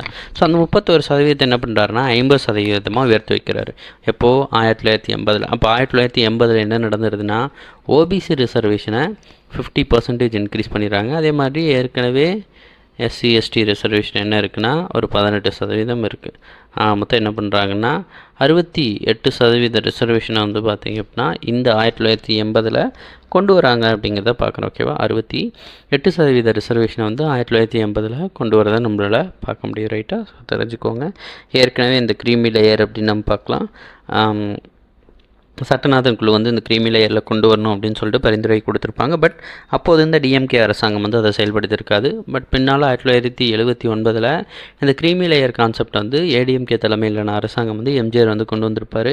ஸோ இருந்தாலும் அதுக்கு வந்து பயங்கரமான எதிர்ப்பு வந்து தமிழ்நாடு ஃபுல்லாகவே கிளம்பும். ஸோ இதன் காரணமாக அவர் என்ன பண்ணுவார்னா, அதை விட்டுட்டு இந்த ஏன்னா பேர் கெட்டு போச்சுல, ஸோ அதை மறுபடியும் சரி பண்ணும். அப்போ ஓபிசிங்களுடைய ரிசர்வேஷனை 50% அதிகரிப்பாங்க அப்படிங்கிறத பார்க்குறோம். ஸோ அதுக்கடுத்து 1982 இவங்க என்ன செய்வாங்கன்னா, ஜேஏ அம்பாசங்கர் தலைமையில் ஒரு குழுவை வந்து அமைப்பாங்க. இவங்க வந்து யாருன்னா, தமிழ்நாட்டினுடைய செகண்ட் பிசி கமிஷன். முதல் குழுவாக சட்டநாதன் குழு இருக்கும். ரெண்டாவது தமிழ்நாட்டினுடைய இரண்டாவது பிற்படுத்தப்பட்ட ஒரு ஆணையமாக யார் இருப்பா அப்படின்னா இந்த ஜேஏ அம்பாசங்கர் தலைமையிலான குழு. ஸோ அவங்க என்ன பண்ணுவாங்க அப்படின்னு கேட்டிங்கன்னா, 1985 தங்களுடைய ரிப்போர்ட்டை வந்து சப்மிட் பண்ணுவாங்க. இவங்க என்ன ரெக்கமெண்ட் பண்ணுவாங்க,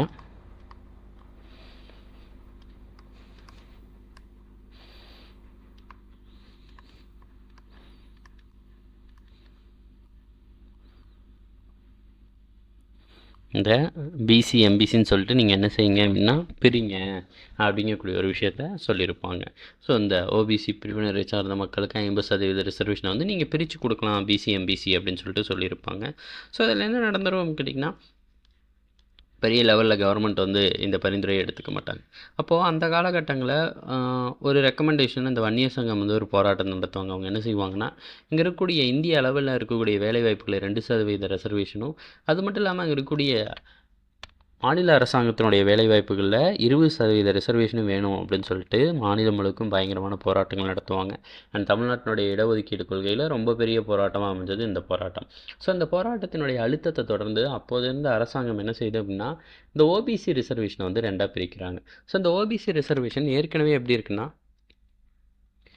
50% அப்படின்ட்டு இருக்கு. ஸோ இதை என்ன பண்ணுறாங்கன்னா 2ஆக பிரித்து பிசி அப்படின்னு சொல்லிட்டு 30%, எம்பிசி அப்படின்னு சொல்லிட்டு 20% கொடுக்குறாங்க. MBC or DC, denotified caste, சீர்மரபினர் அப்படின்னு சொல்லுவாங்க. ஸோ இதில் என்ன செய்கிறாங்க, யாரெல்லாம் இந்த எம்பிசி அப்படின்னு இருக்கு இல்லையா? ஸோ இது இந்த எம்பிசி பிசிக்கு ஒரு டெஃபினிஷன். ஸோ இதுக்காக என்ன பண்ணுறாங்கன்னா,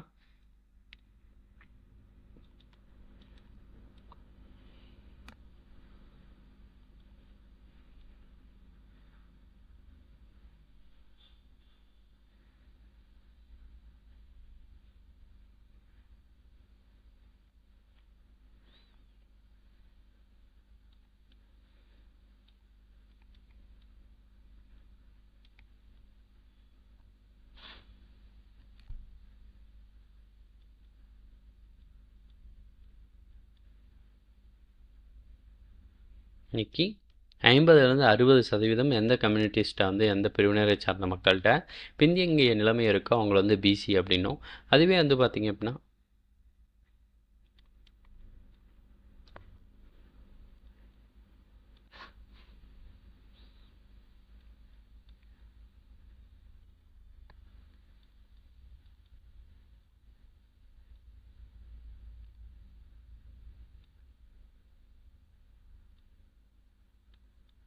அறுபது சதவீதத்திற்கும் மேற்பட்ட பின்தங்கிய நிலைமையை எந்தெந்த பிரிவினரை சார்ந்த மக்கள்லாம் வச்சுருக்காங்களோ அவங்களுக்கு வந்து என்ன செஞ்சாங்க அப்படின்னு கேட்டிங்கன்னா இந்த எம்பிசி அப்படிங்க நாம் பார்க்குறோம்.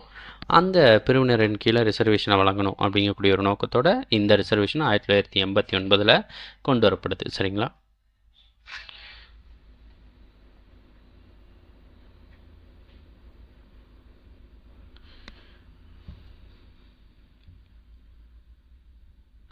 ஸோ அதுக்கடுத்து அரசாங்கம் என்ன செய்கிறாங்க அப்படின்னா இந்த மாதிரி ஒரு சைடு வந்து கேஸ் வந்துக்கிட்டே இருக்குது. இதை வந்து சரி பண்ணி 1989 இந்த ரிசர்வேஷனை என்ன பண்ணுறாங்கன்னா அந்த போராட்டத்தினுடைய விளைவாக பிசி எம்பிசி ஓபிசி ரிசர்வேஷனை பிசி எம்பிசின்னு பிரிக்கிறாங்க. பிரித்ததுக்கு அடுத்து இவங்க என்ன செய்கிறாங்கன்னா 1990 மறுபடியும் இவங்க என்ன செய்கிறாங்கன்னா இங்கே இருக்கக்கூடிய ஏற்கனவே இப்போது 89 எப்படி அப்போ ரிசர்வேஷன் ரோல் அவுட் ஆகிருக்குன்னா எம்பிசி பிரிவினருக்கு 20%, எஸ்சி எஸ்டி பிரிவினரை சார்ந்த மக்களுக்கு வந்து பார்த்திங்க அப்படின்னா ஏற்கனவே 18% கொடுத்துருப்பாங்க. ஸோ அதுக்கடுத்து பிசி பிரிவினரை சார்ந்த மக்களுக்கு 30%. இப்படி தான் வந்து ரிசர்வேஷன் இருந்துச்சு. ஆக மொத்தம் 68% கொஞ்சம் சேஞ்ச் பண்ணி கொடுத்தாங்க. அப்புறம் இவங்க 1990 என்ன செஞ்சுருவாங்கன்னா ஏற்கனவே வந்து இங்கே பிசி எம்பிசி அண்ட் எஸ்சி எஸ்டின்னு இருக்கணும். அதில் அந்த எஸ்சி பிரிவினரை சார்ந்த மக்களுக்கு 18% அப்படியே வச்சுட்டு எஸ்டி ட்ரைபல் பீப்புளுக்குன்னு தனியாக ஒரு 1% ரிசர்வேஷனை கொண்டு வருவாங்க. இதுக்கு முன்னாடி எஸ்சி எஸ்டி ரெண்டும் கம்பைனாக இருக்கும். அதை வந்து என்ன பண்ணிடுவாங்க அப்படின்னா எஸ்டி பீப்புளுக்குன்னு தனியாக 1% ரிசர்வேஷனை கொண்டு வந்துடுவாங்க. அப்போவே 1990 தமிழ்நாடு இன்றைக்கி இருக்கக்கூடிய ரிசர்வேஷன் இன்றைக்கும் நம்ம ஊரில் 69% ரிசர்வேஷன் இருக்குதுன்னு நம்ம பார்த்துருக்கோம். ஸோ இந்த 69% ரிசர்வேஷனை 1990 அடைஞ்சிருப்போம். இதுக்கு மேலே எந்த ஒரு ரிசர்வேஷன் எக்ஸ்டென்ஷனும் தமிழ்நாட்டில் வரல. பட் இருக்கக்கூடிய ரிசர்வேஷனில் சின்ன சின்னதாக சேஞ்சஸ் கொண்டு வந்துட்டு இருந்தாங்க. ஸோ அதுக்கு அடுத்து நடந்தது ரொம்ப முக்கியமான ஒரு விஷயம். என்ன நடந்துச்சுன்னா 1979 மண்டல் கமிஷன் அப்படின்னு நம்ம பார்க்குறோம். ஸோ இந்த மண்டல் கமிஷன் அமைக்கப்பட்டிருக்கும். ஸோ இது எதற்காக அப்படின்னா இது இந்திய லெவலில் அமைக்கப்பட்ட செகண்டு. இதை நம்ம பார்ப்போம், பெருசாக குழம்பிக்க வேண்டாங்க, பின்னாடி பார்க்கலாம். இவங்க வந்து பார்த்திங்க அப்படின்னா செகண்டு ஓபிசி கமிஷனாக இருப்பாங்க. சென்ட்ரல் லெவலில் மத்திய அளவில் ஒரு இதர பிற்படுத்தப்பட்ட வாரியமாக இருப்பாங்க. 2வது இதர பிற்படுத்தப்பட்ட வாரியம். ஸோ இது என்ன பண்ணிடுவாங்க அப்படின்னா இவங்க என்ன ரெக்கமெண்ட் பண்ணுவாங்கன்னா 27% ரிசர்வேஷன்.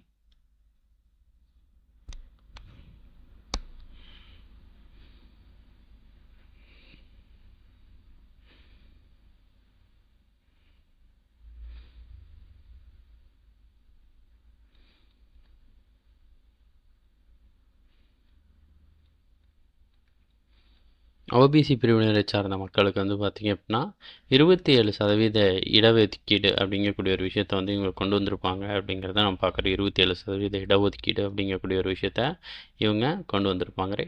ஸோ அந்த இடஒதுக்கீடை பொறுத்த வரைக்கும் என்ன நடந்திருக்கும் அப்படின்னு கேட்டிங்கன்னா இதை வந்து ரெக்கமெண்ட் பண்ணியிருப்பாங்க. பின்னாடி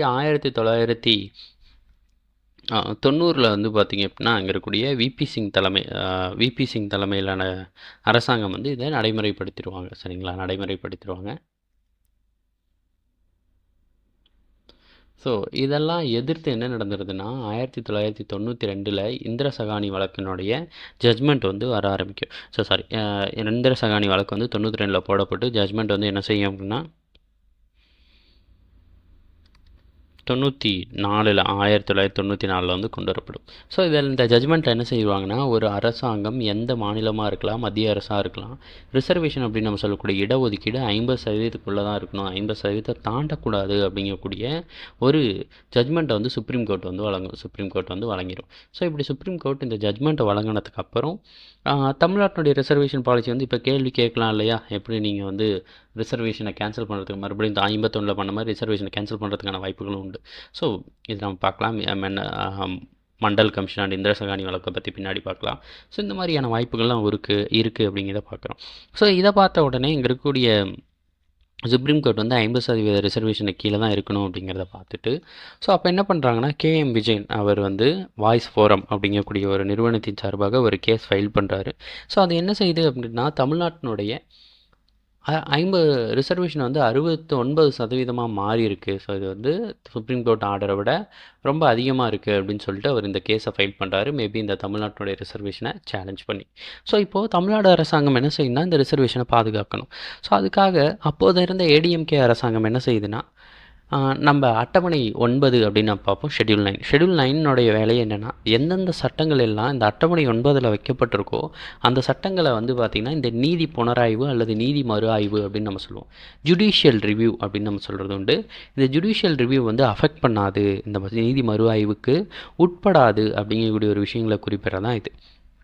ஸோ இதை பொறுத்த வரைக்கும் என்ன நடந்திருக்கும்னு கேட்டிங்கன்னா, தமிழ்நாடு அரசாங்கம் ஓகே நாம் வந்து நம்மளுடைய ரிசர்வேஷன் பாலிசியை காப்பாற்றணும் அப்படின்னு முடிவு பண்ணிடுவாங்க.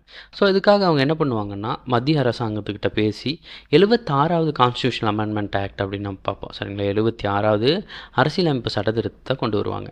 ஸோ இந்த 76வது அரசியலமைப்பு சட்டத்திருத்தம் 1994 வரும். ஸோ இந்த சட்டத்திருத்தத்தை பொறுத்த வரைக்கும் என்ன பண்ணுவாங்கன்னா நம்மளுடைய 69% ரிசர்வேஷனை கொண்டு போய் 9th ஷெட்யூல் அப்படின்னு நம்ம சொல்லுவோம். சரிங்களா, 9th ஷெட்யூல் அப்படின்னு நம்ம சொல்லக்கூடிய 9வது அட்டவணையில் இந்த 69% இடஒதுக்கீடை கொண்டு போய் வச்சுருவாங்க. ஸோ இந்த 69% இடஒதுக்கீடு 9வது அட்டவணையில் போனதுனால கோர்ட்டில் வந்து என்ன செய்ய முடியாதுன்னா இதை வந்து கேள்வி கேட்க முடியாது. சரிங்களா, இதை வந்து கேள்வி கேட்க முடியாது அப்படிங்கக்கூடிய ஒரு நிலைமைக்கு கொண்டு போயிடுவாங்க அப்படிங்கிறத நம்ம பார்க்குறோம். இதை வந்து கோர்ட்டில் கேள்வி கேட்க முடியாது அப்படிங்கக்கூடிய ஒரு நிலைமைக்கு அரசாங்கம் வந்து கொண்டு போய் வச்சுருவாங்க. ஸோ அப்போ இந்த 9வது அட்டவணையில் சேர்க்கப்பட்டதன் காரணமாக என்ன நடக்குன்னா இது வந்து பாதுகாக்கப்பட்டிருக்கும். ஆனால் அப்போவுமே நம்ம என்ன அப்போவுமே ஒரு சின்ன விஷயம் பண்ணுவாங்க. இங்கே 1993 சட்டமன்றத்தில் அந்த பில் பாஸ் ஆகி நாடாளுமன்றத்துக்கு கொண்டு போவாங்க. இப்படி நாடாளுமன்றத்துக்கு கொண்டு போன உடனே என்ன நடக்கும்னு கேட்டிங்கன்னா அவங்களும் பாஸ் பண்ணி பிரசிடென்ட்னுடைய கன்சல்ட் வந்து 1994 வாங்கிடுவாங்க. ஆனால் இவங்க பண்ண பெரிய விஷயமே என்னென்னா இந்த 9வது அட்டவணையில் இந்த ரிசர்வேஷன் எப்போ கொண்டு வந்து வச்சாதான் மென்ஷன் பண்ணியிருப்பாங்கன்னா 1992 நவம்பர் 16 கொண்டு வந்து வச்ச மாதிரி மென்ஷன் பண்ணியிருப்பாங்க. ஏன் அப்படின்னா இந்த இருக்கக்கூடிய இந்திர சகானி வழக்கினுடைய ஜட்ஜ்மெண்ட்டுக்கு முன்னாடியே நாங்கள் என்ன செஞ்சுருக்கோன்னா இந்த ரிசர்வேஷன் பாலிசியை நாங்கள் 9th ஷெட்யூலில் கொண்டு வந்து வச்சுட்டோம். சரிங்களா, 9th ஷெட்யூலில் கொண்டு வந்து வச்சுட்டோம் அப்படிங்கக்கூடிய ஒரு விஷயத்தை அவங்க சின்னதாக என்ன பண்ணால் ஒரு ஃப்ராடு பண்ணியிருப்பாங்க. 94 தான் இந்த சட்ட திருத்தம் கொண்டு வரப்பட்டிருக்கும். பட் இந்த சட்ட திருத்தத்தின் அடிப்படையில் என்ன பண்ணியிருப்பாங்கன்னா 92 கொண்டு வந்து இந்த 9வது அட்டவணையில் தமிழ்நாட்டினுடைய 69% ரிசர்வேஷனை வச்ச மாதிரி இவங்க வந்து கொண்டு வந்திருப்பாங்க அப்படிங்கிறத நம்ம பார்க்குறோம். ஓகேவா, ஸோ இதுக்காக பயன்படுத்தப்பட்ட ஆர்டிக்கல் தான் ஆர்டிக்கல் 31C, ஆர்டிக்கல் 31C அப்படிங்கிறத நம்ம பார்க்குறோம். ஓகேங்களா, ஸோ தெரிஞ்சுக்கோங்க, வச்சுக்கணும். KM விஜயன் கேஸ் வந்து தமிழ்நாடு ரிசர்வேஷனை சேலஞ்ச் பண்ண வரும் இந்திர சகானி கேஸை தொடர்ந்து. ஸோ இதை பார்த்த தமிழ்நாடு அரசாங்கம் 76வது சட்டத்திருத்தத்தை கொண்டு வர சொல்லி சென்ட்ரல் கவர்மெண்ட்டை கேட்பாங்க. சென்ட்ரல் கவர்மெண்ட் அதை கொண்டு வருவாங்க. ஸோ அந்த 76வது சட்டத்திருத்தம் என்ன செய்யும்னு கேட்டிங்கன்னா இங்கே இருக்கக்கூடிய தமிழ்நாட்டினுடைய 69% ரிசர்வேஷனை கொண்டு போய் 9வது அட்டவணையில் வைக்கும். ஸோ இப்படி 9வது அட்டவணையில் வைப்பதன் மூலமாக என்ன செய்யப்படும் அப்படின்னா தமிழ்நாட்டினுடைய ரிசர்வேஷன் வந்து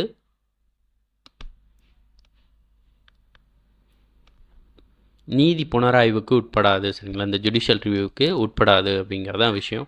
ஸோ இதை நம்ம பார்க்குறோம். ஸோ அது மட்டும் இல்லாமல் இவங்க வேறு என்ன விஷயம் பண்ணிடுவாங்கன்னா 94 இந்த 76வது சட்டத்திருத்தம் கொண்டு வந்தாலும் இந்த 9வது அட்டவணையில் இந்த 69% ரிசர்வேஷனை கொண்டு போய் வைக்கக்கூடிய டேட்டா 92 நவம்பர் 16 போட்டுருவாங்க. ஸோ இதன் மூலம் என்னென்னா முன்னாடியே சரிங்களா இந்த ஜட்மெண்ட்டுக்கு முன்னாடியே நாங்கள் வந்து இந்த ரிசர்வேஷனை கொண்டு வந்து இங்கே வச்சுட்டோம் அப்படிங்கக்கூடிய ஒரு விஷயங்களை இவங்க எஸ்டாப்ளிஷ் பண்ணியிருப்பாங்க. ஸோ அதுக்கடுத்து 2007 ஒரு கேஸ் வருதுங்க. IR Coelho versus state of Tamil Nadu அப்படின்னு நம்ம சொல்லலாம். ஐஆர் கோகிலோ வெர்சஸ் தமிழ்நாடு அரசாங்கம். ஸோ இவர் வந்து என்ன பண்ணியிருப்பார் அப்படின்னா இந்த கேஸில் வந்து என்ன பண்ணியிருப்பாங்கன்னா சுப்ரீம் கோர்ட் இந்த 9th ஷெட்யூல் அப்படின்னு நம்ம சொல்லக்கூடிய 9வது அட்டவணையினுடைய வேலிடிட்டி அப்படின்னு நம்ம சொல்லலாம், கான்ஸ்டியூஷனல் வேலிடிட்டி அப்படின்னு நம்ம சொல்லலாம். அரசியலமைப்பு வந்து இந்த 9வது அட்டவணை எவ்வளோ நாளுக்கு எந்த ஒரு சட்டத்தாலும் அஃபெக்ட் பண்ண முடியாமல் கோர்ட்டு கேள்வி கேட்க முடியாமல் எவ்வளோ நாளைக்கு இருக்கும் அப்படிங்கிற மாதிரியான கேள்விகள் வந்து கேட்கப்படுது. அண்ட் இன்றைக்கி வந்து நிறைய சட்டங்கள் இதில் வச்சுருக்க கிட்டத்தட்ட 270க்கும் மேற்பட்ட சட்டங்கள் வந்து என்ன செய்யுது அப்படின்னா இந்த 9வது அட்டவணையில் வைக்கப்பட்டிருக்கு. ஸோ இந்த மாதிரியான சட்டங்கள் வந்து இந்த 9வது அட்டவணையில் வைக்கப்பட்டிருக்கு. அப்போ கடைசி வரைக்கும் இதை யாருமே கேள்வி கேட்க முடியாதா, அல்லது இந்த சட்டங்கள் ஏதாவது தப்பு இருந்துச்சு அப்படின்னா நம்ம எதுவும் செய்ய முடியாதா அப்படிங்கிற மாதிரியான விஷயங்களை இந்த ஐஆர் கோகிலோ கேஸ் வந்து ஒரு கொஷின் பண்ணுது. ஸோ இந்த ஐஆர் கோகிலோ கேஸில் கொஷின் பண்ணதை தொடர்ந்து வந்து அப்போ இருந்த சுப்ரீம் கோர்ட் வந்து என்ன ஒரு ஆர்டர் பாஸ் பண்ணுறாங்கன்னா எந்தெந்த சட்டங்கள் எல்லாமே சரிங்களா, எந்தெந்த சட்டங்கள் எல்லாமே 1973 ஏப்ரல் 24க்கு அப்புறம் இந்த 9வது அட்டவணையில் கொண்டு போய் வைக்கப்பட்டிருக்கோ, அந்த சட்டங்கள் எல்லாம் அந்த கேசவானந்த பாரதி கேஸ் அப்படின்னு நம்ம சொல்லுவோம். ஸோ அந்த கேசவானந்த பாரதி கேஸுக்கு அப்புறம் எந்தெந்த சட்டங்கள் எல்லாமே 9வது அட்டவணையில் கொண்டு போய் வைக்கப்பட்டிருக்கோ, அந்த சட்டங்களை எல்லாத்தையுமே அரசாங்கம் கொண்டு போய் வச்சுருக்காங்களே, ஸோ அந்த அரசாங்கத்தோடைய சட்டங்கள் எல்லாத்தையுமே சுப்ரீம் கோர்ட் வந்து கேள்வி கேட்கும். அதன் மேலே வந்து இந்த நீதி புனராய்வு அல்லது நீதி மறு ஆய்வு அப்படின்னு நம்ம சொல்லக்கூடிய ஜுடிஷியல் ரிவ்யூ வந்து பொருந்தும். நாங்கள் வந்து கேள்வி கேட்கும் அதிகாரம் வந்து எங்களுக்கு உண்டு அப்படின்னு சொல்லிட்டு சுப்ரீம் கோர்ட் வந்து என்ன செஞ்சுருப்பாங்கன்னா, இந்த ஐஆர் கொஹிலோ கேஸில் வந்து ஜட்ஜ்மெண்ட் கொடுத்துருப்பாங்க அப்படிங்கிறத நான் பார்க்குறேன். ஓகேவா, கொஹிலோ கேஸில் வந்து ஜட்ஜ்மெண்ட் கொடுத்துருப்பாங்க அப்படிங்கிறத பார்க்குறோம். எங்கன்னா 9வது அட்டவணையில் 9வது அட்டவணையை சேலஞ்ச் பண்ணியிருக்கோம் இந்த ஐஆர் கொஹிலோ கேஸ். இதில் அவங்க என்ன பண்ணுவாங்க அப்படின்னு கேட்டிங்கன்னா, கேசவானந்த பாரதி கேஸுக்கு அப்புறம் எந்தெந்த சட்டங்கள் எல்லாம் 9வது அட்டவணை வைக்கப்பட்டிருக்கோ அது எல்லாத்தையுமே நாங்கள் கேள்வி கேட்போம் அப்படிங்கக்கூடிய ஒரு விஷயத்தோடு கொண்டு வரப்பட்டு தான் இது. சரியா? ஸோ அதை பார்த்துக்கலாம். ஸோ அதுக்கு அடுத்து அப்போது இன்றைக்கி நம்மளுடைய ரிசர்வேஷன் பாலிசியை கேள்வி கேட்க முடியுமா அப்படின்னா கண்டிப்பாக முடியும். ஏன்னா 94 தான் நம்ம கொண்டு போய் வைக்கிறோம். அப்படியே முன்னாடி டேட் போட்டாலும் 92 தான் நம்ம கொண்டு போய் வைக்கிறோம். 73க்கு அப்புறம் தான் வருது. ஸோ அப்போ தாராளமாக சுப்ரீம் கோர்ட் இன்றைக்கி நினச்சாங்க அல்லது யாராவது சேலஞ்ச் பண்ணுறாங்க அப்படிங்கிற பட்சத்தில் நம்மளுடைய ரிசர்வேஷன் பாலிசியை கேன்சல் பண்ணுறதுக்கான அதிகாரங்கள்லாம் உண்டு அப்படிங்கிறத நம்ம பார்க்குறோம். ஓகேவா, தெரிஞ்சுக்கோங்க. ஸோ அதுக்கு அடுத்து இன்னும் சில ரிசர்வேஷன் 2009 அரசாங்கம் வந்து என்ன செய்யுதுன்னு கேட்டிங்கன்னா, இங்கே இருக்கக்கூடிய முன்னாடி பார்த்தங்களே 2009 என்ன செய்வாங்கன்னா, ஏற்கனவே இருந்த எஸ்சி ரிசர்வேஷன் 18% ரெண்டாக உடைப்பாங்க. உடைச்சி எஸ்சி ரிசர்வேஷன் 15% கொடுப்பாங்க. அதுக்கடுத்து எஸ்சிஏ அப்படின்னு நம்ம சொல்லக்கூடிய அருந்ததியினர் பிரிவினரை சார்ந்த மக்களுக்கு 3% ரிசர்வேஷனை வந்து கொடுப்பாங்க. ஸோ அது மட்டும் இல்லாமல் 2007 வந்து என்ன செஞ்சுருப்பாங்கன்னா, அன்றைக்கி இந்த பிசி ரிசர்வேஷனை வந்து ரெண்டாக உடைச்சிருப்பாங்க. 30% வந்திருக்கும். இதை ரெண்டாக உடைச்சி பிசி ரிசர்வேஷனாக 26.5%, பிசிஎம் அப்படின்னு நம்ம பார்க்கலாம், முஸ்லீம் சமூகத்தை சார்ந்த மக்களுக்கு 3.5% இடஒதுக்கீடு வழங்கியிருப்பாங்க. இப்படி கம்யூனல் லைனை தவிர்த்து சரிங்களா, அங்கே இருக்கக்கூடிய கம்யூனிட்டிஸ் வைட்டாக தவிர்த்து முதல்ல ஒரு ரிலீஜியஸ் லைன் அப்படின்னு நம்ம சொல்லலாம். ஒரு மதம் சார்ந்த ஒரு இடஒதுக்கீடு வழங்கின முதல் மாநிலமாக யாரை பார்க்குறோம் அப்படின்னா தமிழ்நாடு. ஸோ அது மட்டும் இல்லாமல் தமிழ்நாடு வேறு என்ன விஷயங்களை செஞ்சுருக்காங்கன்னா, இந்த பிஎஸ்டிஎம் ரிசர்வேஷன் அப்படின்னு நம்ம சொல்லலாம், தமிழ் வழியில் கல்வி பயின்றோருக்கான இடஒதுக்கீடாக 2010 20% இடஒதுக்கீடு வழங்கியிருக்காங்க அப்படிங்கிறத நம்ம பார்க்குறோம். ஸோ அதுக்கடுத்து வந்து பார்த்திங்க அப்படின்னா, அங்கே இருக்கக்கூடிய டிரான்ஸ்ஜெண்டர் பர்சன்ஸ் அப்படின்னு நம்ம பார்க்கலாம். 3ஆம் பாலினத்தோருக்கான இடஒதுக்கீடை பொறுத்த வரைக்கும் எம்பிசியில் இந்த 3ஆம் பாலினத்தவர் வந்து சர்டிஃபிகேட் வச்சுருக்காங்க அப்படிங்கிற பட்சத்தில் அவங்க என்ன செஞ்சுக்கலாம் அப்படின்னா, அவங்க வந்து இந்த ரிசர்வேஷனை கிளைம் பண்ணிக்கலாம் அப்படிங்கிறத நான் பார்க்குறேன். ஓகேங்களா, இந்த ரிசர்வேஷனை கிளைம் பண்ணிக்கலாம் அப்படிங்கிற மாதிரியான விஷயங்களை பார்க்குறோம். ஸோ இதனை தவிர்த்து ஸ்போர்ட்ஸ் பர்சனுக்கு ரிசர்வேஷன் கொடுக்குறோம், எக்ஸ் சர்வீஸ் மேனுக்கு ரிசர்வேஷன் கொடுக்குறோம், ஃபிசிக்கலி சேலஞ்சு அப்படின்னு நம்ம சொல்லக்கூடிய மாற்றுத்திறனாளிகளுக்கு அந்த போஸ்டிங் ஏற்ற மாதிரி நம்ம ரிசர்வேஷன் கொடுக்குறோம். சரிங்களா?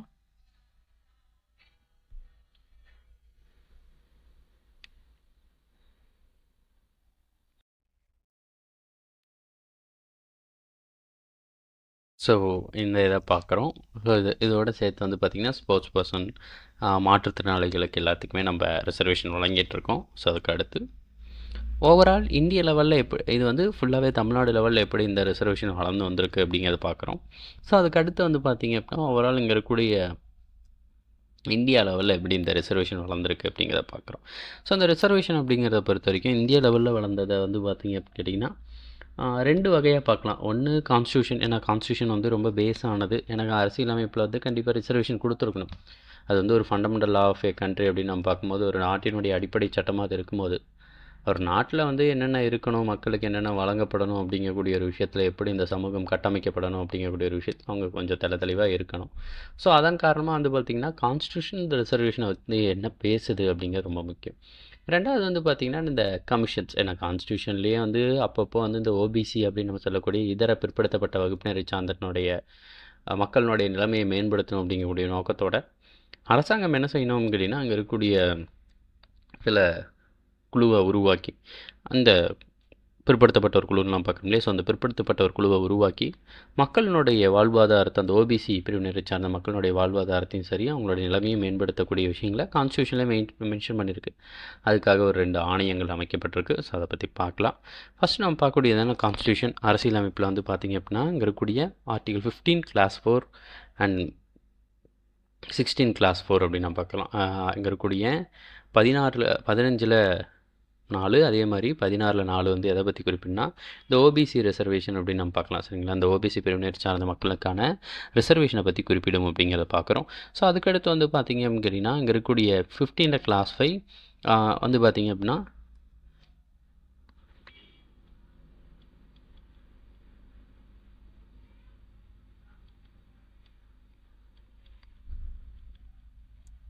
ஸோ அந்த ஐஐடிஸ், ஐஏஎம், ஸோ இந்த மாதிரியான நிறுவனங்களில் வந்து பார்த்திங்க அப்படின்னா இங்கே இருக்கக்கூடிய எஸ்சி/எஸ்டி பீப்புளுக்கான ரிசர்வேஷன் தொடர்பான விஷயங்களை பற்றி பேசுகிறது தான் 15 கிளாஸ் 5. ஸோ அதுக்கடுத்து 15 கிளாஸ் 6 அதே மாதிரி 16 கிளாஸ் 6 வந்து இடபிள்யூஎஸ் அப்படின்னு நம்ம சொல்லக்கூடிய எக்கனாமிக்கலி வீக்கர் செக்ஷன் அப்படின்னு நம்ம சொல்லலாம். பொருளாதார ரீதியாக பின்தங்கிய பிரிவினருக்கான ரிசர்வேஷனை பற்றி பேசும். ஸோ இது வந்து 103வது அரசியலமைப்பு சட்டத்திருத்தத்தின் மூலமாக கொண்டு வரப்படும். அதுவே இந்த 16 கிளாஸ் 4 வந்து ஃபஸ்ட்டு கான்ஸ்டியூஷனல் அமெண்ட்மெண்ட் ஆக்ட் அப்படின்னு நம்ம சொல்லலாம். முதலாவது அரசியலமைப்பு சட்டத்திருத்தம் 1951 கொண்டு வரப்பட்டது. ஸோ அதே மாதிரி வந்து பார்த்திங்கன்னா 93வது அரசியலமைப்பு சட்டத்திருத்தம் இங்கே இருக்கக்கூடிய ஐஐடிஸ், ஐஏஎம் போன்ற உயர் கல்வி நிலையங்களில் வந்து பார்த்திங்க அப்படின்னா எஸ்சி/எஸ்டி பீப்புளுக்கான ரிசர்வேஷனை பற்றி பேசும் அப்படிங்கிறத பார்க்குறோம். அதே மாதிரி 15 கிளாஸ் 6 16 கிளாஸ் 6 வந்து இந்த இடபிள்யூஎஸ் எக்கனாமிக்கலி வீக்கர் செக்ஷன் பொருளாதார ரீதியாக பின்தங்கிய பிரிவினருக்கான ரிசர்வேஷனை 2019 103வது அரசியலமைப்பு சட்டத்திருத்தத்தின் மூலமாக இது உள்ளே கொண்டு வந்து இதை பேசுகிறாங்க அப்படிங்கிறத பார்க்குறோம். ஸோ அதுக்கடுத்து 46 ஆர்டிகல் 46 டிபிஎஸ்பியில் என்ன வந்து குறிப்பிடனா educational and economical interest of SC STs and other backward classes. SC ST மற்றும் பிற நலிவடைந்த பிரிவினருக்கான கல்வி மற்றும் பொருளாதார நலன்களை அரசாங்கம் மேம்படுத்த வேண்டும் அப்படின்னு சொல்லிட்டு இந்த ஆர்டிகல் 46 குறிப்பிட்டிருக்கும். அதுக்கடுத்து வந்து பார்த்திங்கன்னா இங்கே இருக்கக்கூடிய பார்ட் 9 அப்படின்னு நம்ம பார்க்கலாம். பகுதி 9 வந்து பார்த்திங்க அப்படின்னா இங்கே இருக்கக்கூடிய 243D அப்படின்னு நம்ம பார்ப்போம். 243D வந்து எதை பற்றி குறிப்பிடனா ரிசர்வேஷன் இன் பஞ்சாயத்து ராஜ் அப்படின்னு நம்ம பார்க்கலாம். பஞ்சாயத்து அமைப்புகளில் யார் யாருக்கெல்லாம் ரிசர்வேஷனாக எஸ்சி/எஸ்டி பீப்புளுக்கு அண்ட் உமனுக்கு, அதுக்கடுத்து ஓபிசி பிரிவினரை சார்ந்த மக்களுக்கு இந்த ரிசர்வேஷன் வழங்கணும் அப்படிங்கக்கூடிய ஒரு விஷயத்தோட கொண்டு வரப்பட்டதான் இந்த பார்ட் 9 ஆர்டிகல் 243D அது வந்து பேசும். அதே மாதிரி 243T வந்து எதை பற்றி பேசுனா இது பஞ்சாயத்து ராஜ் அப்படின்னா இது வந்து முனிசிபாலிட்டிஸில் ரிசர்வேஷன் பற்றி பேசும். ஸோ இதை பொறுத்த வரைக்கும் பார்ட்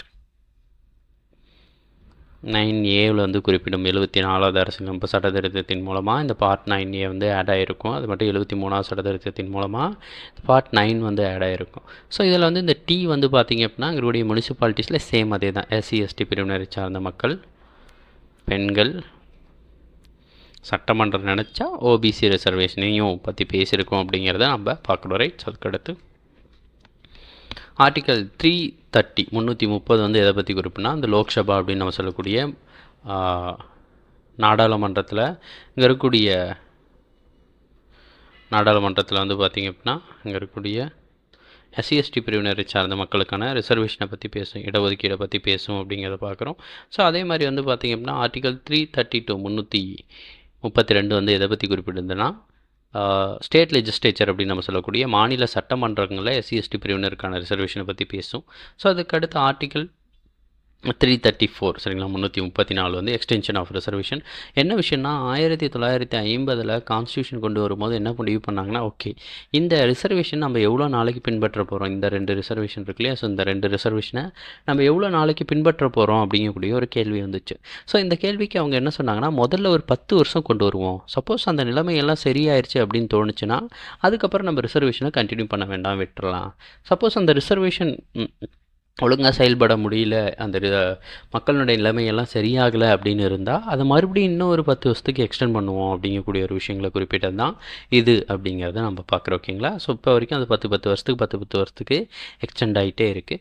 ஸோ அதுக்கடுத்து 338A வந்து நேஷ்னல் கமிஷன் ஃபார் எஸ்சிஸ் வந்து குறிப்பிடும். ஸோ அதுவே வந்து 338 வந்து பார்த்திங்க அப்படின்னா NCST அப்படின்னு நம்ம சொல்லலாம், நேஷ்னல் கமிஷன் ஃபார் ST அப்படின்னு நம்ம சொல்லலாம். சரிங்களா. பழங்குடியினருக்கான தேசிய ஆணையத்தை குறிப்பிடும். இது வந்து பட்டியலின வகுப்பினருக்கான தேசிய ஆணையத்தை குறிப்பிடும். அதுக்கடுத்து 338B 338B வந்து பார்த்திங்கன்னா NCBC அப்படின்னு நம்ம சொல்லலாம். இங்கே இருக்கக்கூடிய பிற்படுத்தப்பட்ட வகுப்பினருக்கான தேசிய ஆணையத்தை வந்து குறிப்பிடும். அதுக்கடுத்து 340 வந்து என்ன குறிப்பிடும்னா, பிரசிடெண்ட்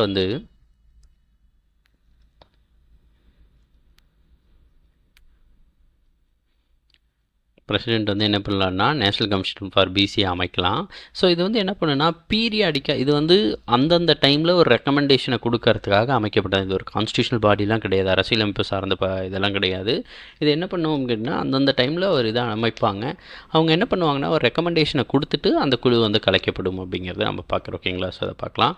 ஸோ அதுக்கடுத்து வந்து பார்த்திங்கன்னா ஆர்டிகல் 342A வந்து எதை பற்றி குறிக்கும்னா இந்த NCBC இருக்கு இல்லையா, ஸோ இதை அமைக்கிறதுக்கு பிரசிடெண்ட்டுக்கு அதிகாரம் உண்டு அப்படிங்கிறத இது 102வது சட்ட திருத்தத்தின் மூலமாக இதை உள்ளே கொண்டு வந்திருப்பாங்க. ஸோ அதுக்கு அடுத்து இதெல்லாம் கான்ஸ்டியூஷனல் ப்ரொவிஷன்ஸ் அரசியலமைப்பு சார்ந்த பகுதிகளாக பார்க்குறோம். ஸோ அதுக்கடுத்து இங்கே இருக்கக்கூடிய ஆணையங்களை நாம் பார்க்கக்கூடியதுன்னா 2 ஆணையம்.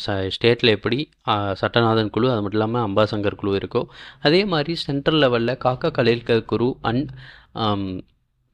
பிபி மண்டல் குழு அப்படின்னு சொல்லிட்டு 2 குழுக்கள் வந்து இருக்குது. ஸோ இதில் ஃபஸ்ட்டு நம்ம பார்க்கக்கூடியதுன்னா காக்கா கலேல்கர் குழு. ஸோ இந்த காக்கா கலேல்கர் குழுவை பொறுத்த வரைக்கும் 1953 அமைக்கிறாங்க. எங்களுடைய ரிப்போர்ட் வந்து 1955 கொண்டு வரப்படுது.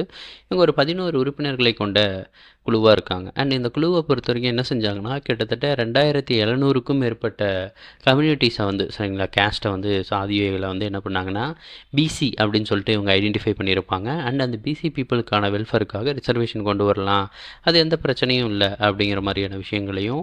அண்ட் அது மட்டும் இல்லாமல் இந்த காக்கா கலேல்கர் குழு என்ன பண்ணியிருப்பாங்கன்னா அந்த மக்களினுடைய நலனுக்காக சிறப்பு திட்டங்களை கொண்டு வரணும் அப்படிங்கிற மாதிரியான விஷயங்களை ரெக்கமெண்டேஷன் கொடுத்துருப்பாங்க. பார்க்கலாம். பின்னாடி 1979 இவங்க தான் ரொம்ப முக்கியம், பிபி மண்டல் குழு. ஸோ இவங்க 2 பேரும் முக்கியம். இயர்லாம் கேட்டிருக்காங்க இதுக்கு முன்னாடி. க்ரோனாலஜிக்கல் ஆர்டர் அப்படின்னு நம்ம சொல்லலாம், கால வரிசைப்படுத்துக அப்படிங்கிற மாதிரி கேட்டிருக்காங்க, தெரிஞ்சுக்கோங்க. 1979 பிபி மண்டல் சரிங்களா அவர் தலைமையில் ஒரு குழு அமைக்கப்படுது. இந்த குழுவை பொறுத்த வரைக்கும் செகண்ட் பிசி கமிஷன் அப்படின்னு நம்ம பார்க்கலாம். செகண்ட் பிசி கமிஷன், 2வது பிற்படுத்தப்பட்ட ஒரு ஆணையமாக இந்த பிபி மண்டல் குழு இருக்குது. ஸோ இதை வந்து மொரார்ஜி தேசாய் தலைமையில் வந்து மொரார்ஜி தேசாய் வந்து பிரதமராக இருக்கும்போது அமைக்கிறாங்க. இதனுடைய செக்ரட்டரியாக செயலராக SS கில் அவர்களை வந்து கொண்டு வராங்க. அது மட்டும் இல்லாமல் இவங்களை பொறுத்த வரைக்கும் என்ன பண்ணுறாங்கன்னா ஒரு 11 அடிப்படை காரணங்களை சொல்லி கிட்டத்தட்ட 3743 கேஸ்ட்டை வந்து பேக்வர்ட் கிளாஸஸ் அப்படின்னு நம்ம சொல்லலாம், பிசி கம்யூனிட்டிஸாக சரிங்களா பிற்படுத்தப்பட்ட வகுப்பினரை சார்ந்த மக்களாக அறிவிக்கிறாங்க. ஸோ அது மட்டும் இல்லாமல் இவங்க என்ன பண்ணுறாங்கன்னா இங்கே இருக்கக்கூடிய 52% மக்கள் தொகை வந்து பிசியாக தான் இருக்காங்க, பேக்வர்ட் கிளாஸஸாக தான் இருக்காங்க. ஸோ இந்த மக்களுக்கு நீங்கள் 27% ரிசர்வேஷனை கொண்டு வரணும் அப்படிங்கக்கூடிய ஒரு விஷயத்த இவங்க பேசுகிறாங்க. ஸோ அது மட்டும் இல்லாமல் இவங்களுடைய ரிப்போர்ட்டில் என்ன மென்ஷன் பண்ணியிருப்பாங்கன்னா மெட்ராஸை சொல்லியிருப்பாங்க. அப்போ இருந்த மெட்ராஸ் ஸ்டேட் தானே, ஸோ நம்மளுடைய தமிழ்நாடை பற்றி பேசியிருப்பாங்க. என்ன சொல்லியிருப்பாங்கன்னா மெட்ராஸ் ஸ்டேட்டில் வந்து பார்த்திங்க அப்படின்னா பிசி ரிசர்வேஷன் வந்து முன்னாடி 50கள்லேயே கொடுத்துருக்காங்க. ஸோ அந்த மாதிரி தமிழ்நாட்டில் இருந்ததை நம்ம இந்திய லெவல்லையும் இம்ப்ளிமெண்ட் பண்ணலாம். இன்றைக்கி வந்து பிசி ரிசர்வேஷன் இருக்குது, பட் அந்த காலகட்டங்களில் கிடையாது. பிசிக்கான ரிசர்வேஷனை கொண்டு வரலாம் அப்படின்னு சொல்லிட்டு இந்த மண்டல் தலைமையிலான குழு பரிந்துரைச்சிருக்கோம். ஸோ இவங்க வந்து என்ன பண்ணுவாங்கன்னா 80ல் ஜயல் சிங்கிட்ட வந்து தங்களுடைய ரிப்போர்ட்டை வந்து சப்மிட் பண்ணுவாங்க. பட் அடுத்த ஒரு 10 வருஷத்துக்கு இதை யாரும் எடுத்து படித்து கூட பார்க்க மாட்டாங்க. பின்னாடி 1990ல் விபி சிங் அவர்கள் தலைமையிலான அரசாங்கம் வந்து இதை அக்செப்ட் பண்ணிட்டு இதை இம்ப்ளிமெண்ட் பண்ணுவாங்க. என்ன பண்ணுவாங்கன்னா இங்கே இருக்கக்கூடிய ஓபிசி பிரிவினருக்கு வந்து 27% ரிசர்வேஷனை கொடுப்பாங்க.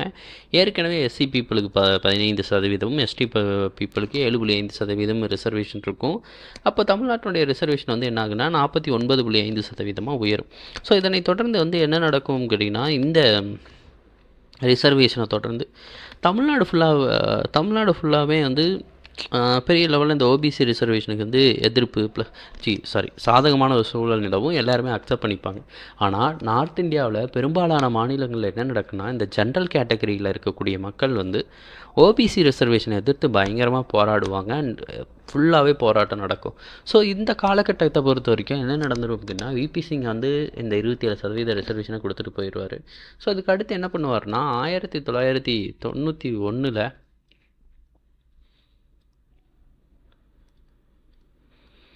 நரசிம்மராவ் வந்து பிரதமராக வருவார். ஸோ இப்படி பிரதமராக வந்ததும் அவர் எப்படியாவது இந்த சிக்கலை சரி செய்யணும் அப்படிங்கக்கூடிய ஒரு நோக்கத்தில் என்ன பண்ணுவார்னா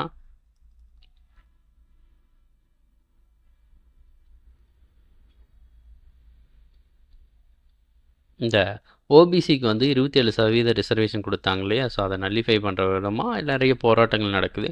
ஸோ அதுக்காக இடபிள்யூஎஸ் எக்கனாமிக்கலி வீக்கர் செக்ஷன்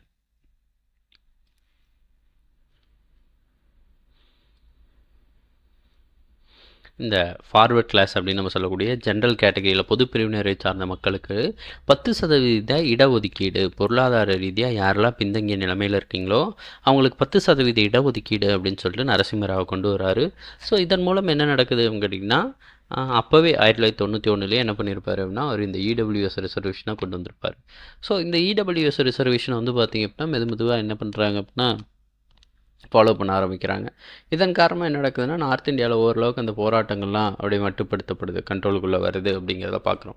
இதனை தொடர்ந்து 1992 அந்த கேஸ் வந்துச்சு அப்படிங்கிறத பார்க்குறோம் இல்லையா? ஸோ அந்த கேஸ் வந்த உடனே இங்கே என்ன நடந்துருது அப்படின்னு கேட்டிங்கன்னா, இந்த ரிசர்வேஷன் தொடர்பான கேள்விகள் நிறைய எழ ஆரம்பிக்குது. ஸோ அது இந்திரா சகானி வழக்கு அப்படின்னு சொல்லலாம், அப்படி இல்லை அப்படின்னா மண்டல் கேஸ் அப்படின்னு நம்ம சொல்லலாம்.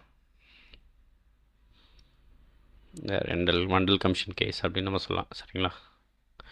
இந்திர சகானி கேஸ் அப்படின்னு நம்ம சொல்லலாம். இந்த வழக்கை பொறுத்த வரைக்கும் இந்த ஓபிசிக்களுக்கு 27% ரிசர்வேஷன் கொடுத்ததை ஏற்றுக்கிறாங்க மத்தியில் இருக்கக்கூடிய உச்சநீதிமன்றம். ரெண்டாவது வந்து இந்த நரசிம்மராவ் அவர்களால் கொண்டு வரப்பட்ட இடபிள்யூஎஸ் ரிசர்வேஷன் 10% வந்து கேன்சல் பண்ணுறாங்க. ஸோ அது மட்டும் இல்லாமல் இவங்க என்ன பண்ணுறாங்கன்னா, இந்த ஓபிசி ரிசர்வேஷனில் க்ரீமி லேயர் அப்படிங்கக்கூடிய ஒரு கான்செப்ட், க்ரீமி லேயரை நம்ம முன்னாடி பேசியிருக்கோம் இல்லையா? ஸோ அந்த க்ரீமி லேயரை கொண்டு வரணும் அப்படின்னு பேசுகிறாங்க. ஸோ அதுக்காக 1993 ராம்நந்தன் தலைமையில் ஒரு குழு வந்து அமைக்கிறாங்க அப்படிங்கிறத பார்க்குறோம். ஸோ ராம்நந்தன் குழு எதுக்காக அமைக்கப்படுதுன்னா, ரிசர்வேஷனில் க்ரீமி லேயரை பற்றி இது பண்ணுறதுக்காக. ஸோ அதுக்கடுத்து கேரி ஃபார்வர்டு வேக்கன்சி அப்படின்னு நம்ம சொல்லலாம். கேரி ஃபார்வர்டு வேக்கன்சினா என்ன அர்த்தம்னா, இன்றைக்கி வந்து ஒரு எஸ்டிக்கான ரிசர்வேஷனில் ஒரு 10 சீட் இருக்குன்னு வச்சுப்போம். ஸோ ஆனால் அந்த 10 சீட்ஸை வந்து பார்த்திங்க அப்படின்னா வெறுமனே 6 சீட்டு தான் ஃபில் ஆகுது.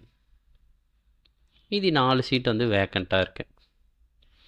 இதுக்கு 4 பேர் வந்து இந்த எஸ்டி கேட்டகரியிலேருந்து பீப்புள் வந்து என்ன செய்யலாம், ஸ்டூடெண்ட்ஸ் வந்து என்ன செய்யலாம், பாஸ் பண்ணவே இல்லை. ஸோ ஆட்களே இல்லை அப்படிங்கிற மாதிரி வச்சுக்கோம். ஸோ இப்போ இவங்க என்ன செய்யக்கூடாதுன்னா, ஓபிசி பிரிவில் இருந்தோ எஸ்சி பிரிவில் இருந்தோ யாரோ ஒருத்தர் கூட்டு வந்து இந்த 4 சீட்டை கொடுத்துடக்கூடாது. ஸோ இது என்ன பண்ணுன்னா, இந்த 4 சீட்டை வேக்கண்ட்டாகவே வச்சுருக்கிட்டு நெக்ஸ்ட்டு நோட்டிஃபிகேஷனுக்கு கொண்டு போகணும். நெக்ஸ்ட்டு நோட்டிஃபிகேஷனில் கேரி ஃபார்வர்டு வேக்கன்சி அப்படின்னு கொண்டு போகணும். ஸோ அதுதான் என்னது அப்படின்னு கேட்டிங்கன்னா, இந்த கேரி ஃபார்வர்டு வேக்கன்சி. சப்போஸ் ஒரு கேட்டகரியில் சீட் ஃபில் ஆகாமல் இருக்குது அப்படின்னா, எலிஜிபிள் கேண்டிடேட் இல்லைனா இன்னொரு கேட்டகரியிலேருந்து கொண்டு வந்து அந்த சீட்டை ஃபில் பண்ண ட்ரை பண்ணக்கூடாது, சரிங்களா? ஸோ அதுக்கு அடுத்து ரிசர்வேஷன் என்ன செய்யக்கூடாதுன்னா, டஸ் நாட் எக்ஸிட்ஸ் 50% அப்படின்னு நம்ம சொல்லலாம், சரிங்களா? 50% மேலே இடஒதுக்கீடு வழங்கப்படக்கூடாது அப்படிங்கிறத குறிப்பிடுறாங்க. ஸோ அது மட்டும் இல்லாமல் இந்த பிசிக்களுக்கான தேசிய ஆணையம் அப்படின்னு நம்ம சொல்லக்கூடிய நேஷ்னல் கமிஷன் ஃபார் பிசியை வந்து ஆர்டிகிள் 340 கீழே உருவாக்கணும். And constitutional status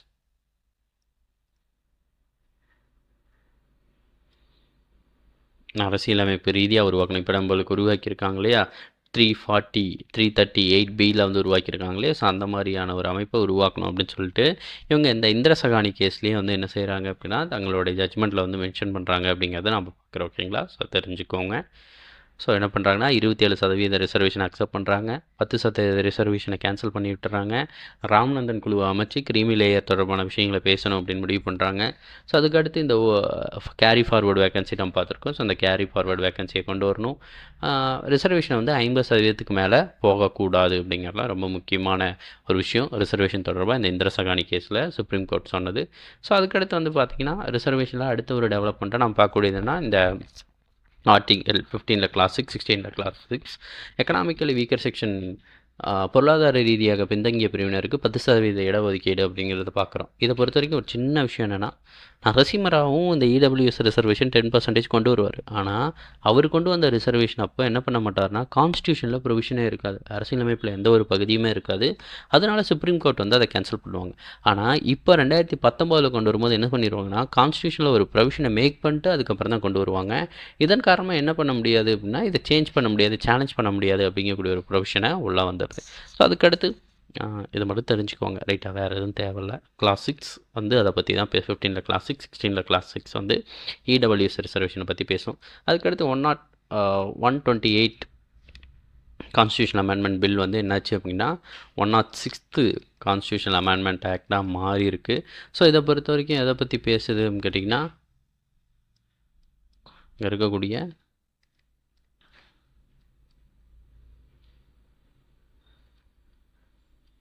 woman reservation bill அப்படின்னு நம்ம சொல்லலாம், பெண்களுக்கான இடஒதுக்கீடு மசோதா. ஸோ இதில் என்ன பண்ணுறாங்க அப்படின்னு கேட்டிங்கன்னா,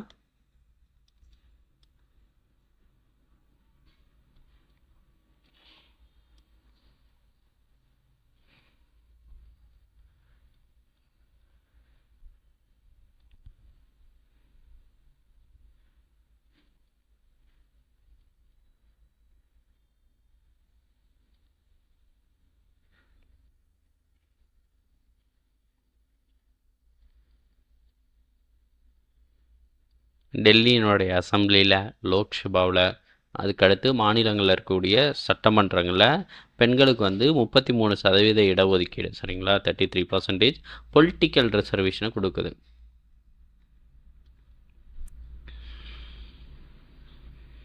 அரசியலமைப்பு வந்து என்ன செய்யுது அப்படின்னா, பெண்களுக்கு வந்து இடஒதுக்கீடு வழங்கணும் அப்படிங்கக்கூடிய ஒரு நோக்கத்தோடு கொண்டு வரப்பட்டதான் இந்த ஒரு இது அப்படிங்கிறத பார்க்குறோம். நம்ம அமெண்ட்மெண்ட் அப்பயோ இதை பற்றி பேசியிருப்போம், சரிங்களா. ஸோ தெரிஞ்சுக்கோங்க, ரொம்ப முக்கியமானது. மேபி எங்காவது கேள்விகளில் ரைஸ் ஆகலாம், ரைட். ஸோ அதை மட்டும் தெரிஞ்சுக்கோங்க, பார்க்கலாம், ரைட். ஸோ ஒட்டுமொத்தமாக இதெல்லாம் பார்த்துக்கோங்க. மெயினாக தமிழ்நாட்டில் இருக்கக்கூடிய ரிசர்வேஷன் பற்றி நல்லா பாருங்கள், இந்த கமிஷன்ஸ் பற்றி பாருங்கள், ஏன்னா இதுக்கு முன்னாடி இதெல்லாம் கேட்டிருக்காங்க, ரைட்டா. ஸோ இந்த மாதிரியான விஷயங்கள் பாருங்கள். ஜென்ரலாக ரிசர்வேஷன் பற்றி ஒரு நல்ல ஒரு ஒப்பீனியன் வச்சுக்கோங்க, ஏன்னா அந்த ஒப்பீனியன் பேஸ் பண்ணி நிறைய டைம் வந்து இதில் கேள்விகள் ரைஸ் ஆகிருக்கு, அதனால் நம்ம அதை பார்த்துக்கணும், சரியா. ஸோ அது வந்து ரொம்பவுமே இம்பார்ட்டண்டானது. வேறு என்ன விஷயங்கள்லாம் பெருசாக ஒன்றும் கிடையாது. இது நல்லா பாருங்கள். லாஸ்ட் இயர் 2-3 கேள்விகள் வந்து ரிசர்வேஷன் ரிலேட்டடாக வந்துச்சு. மெயினாக இந்த ஆர்டிகல் 15 கிளாஸ் 4, 16 கிளாஸ் 4 இது ரிலேட்டடாகவே 2 கேள்விகள் வந்துச்சு. ஸோ அதனால் கொஞ்சம் நல்லா பார்த்துக்கோங்க, சரியா. ஓகேப்பா, தேங்க்யூ.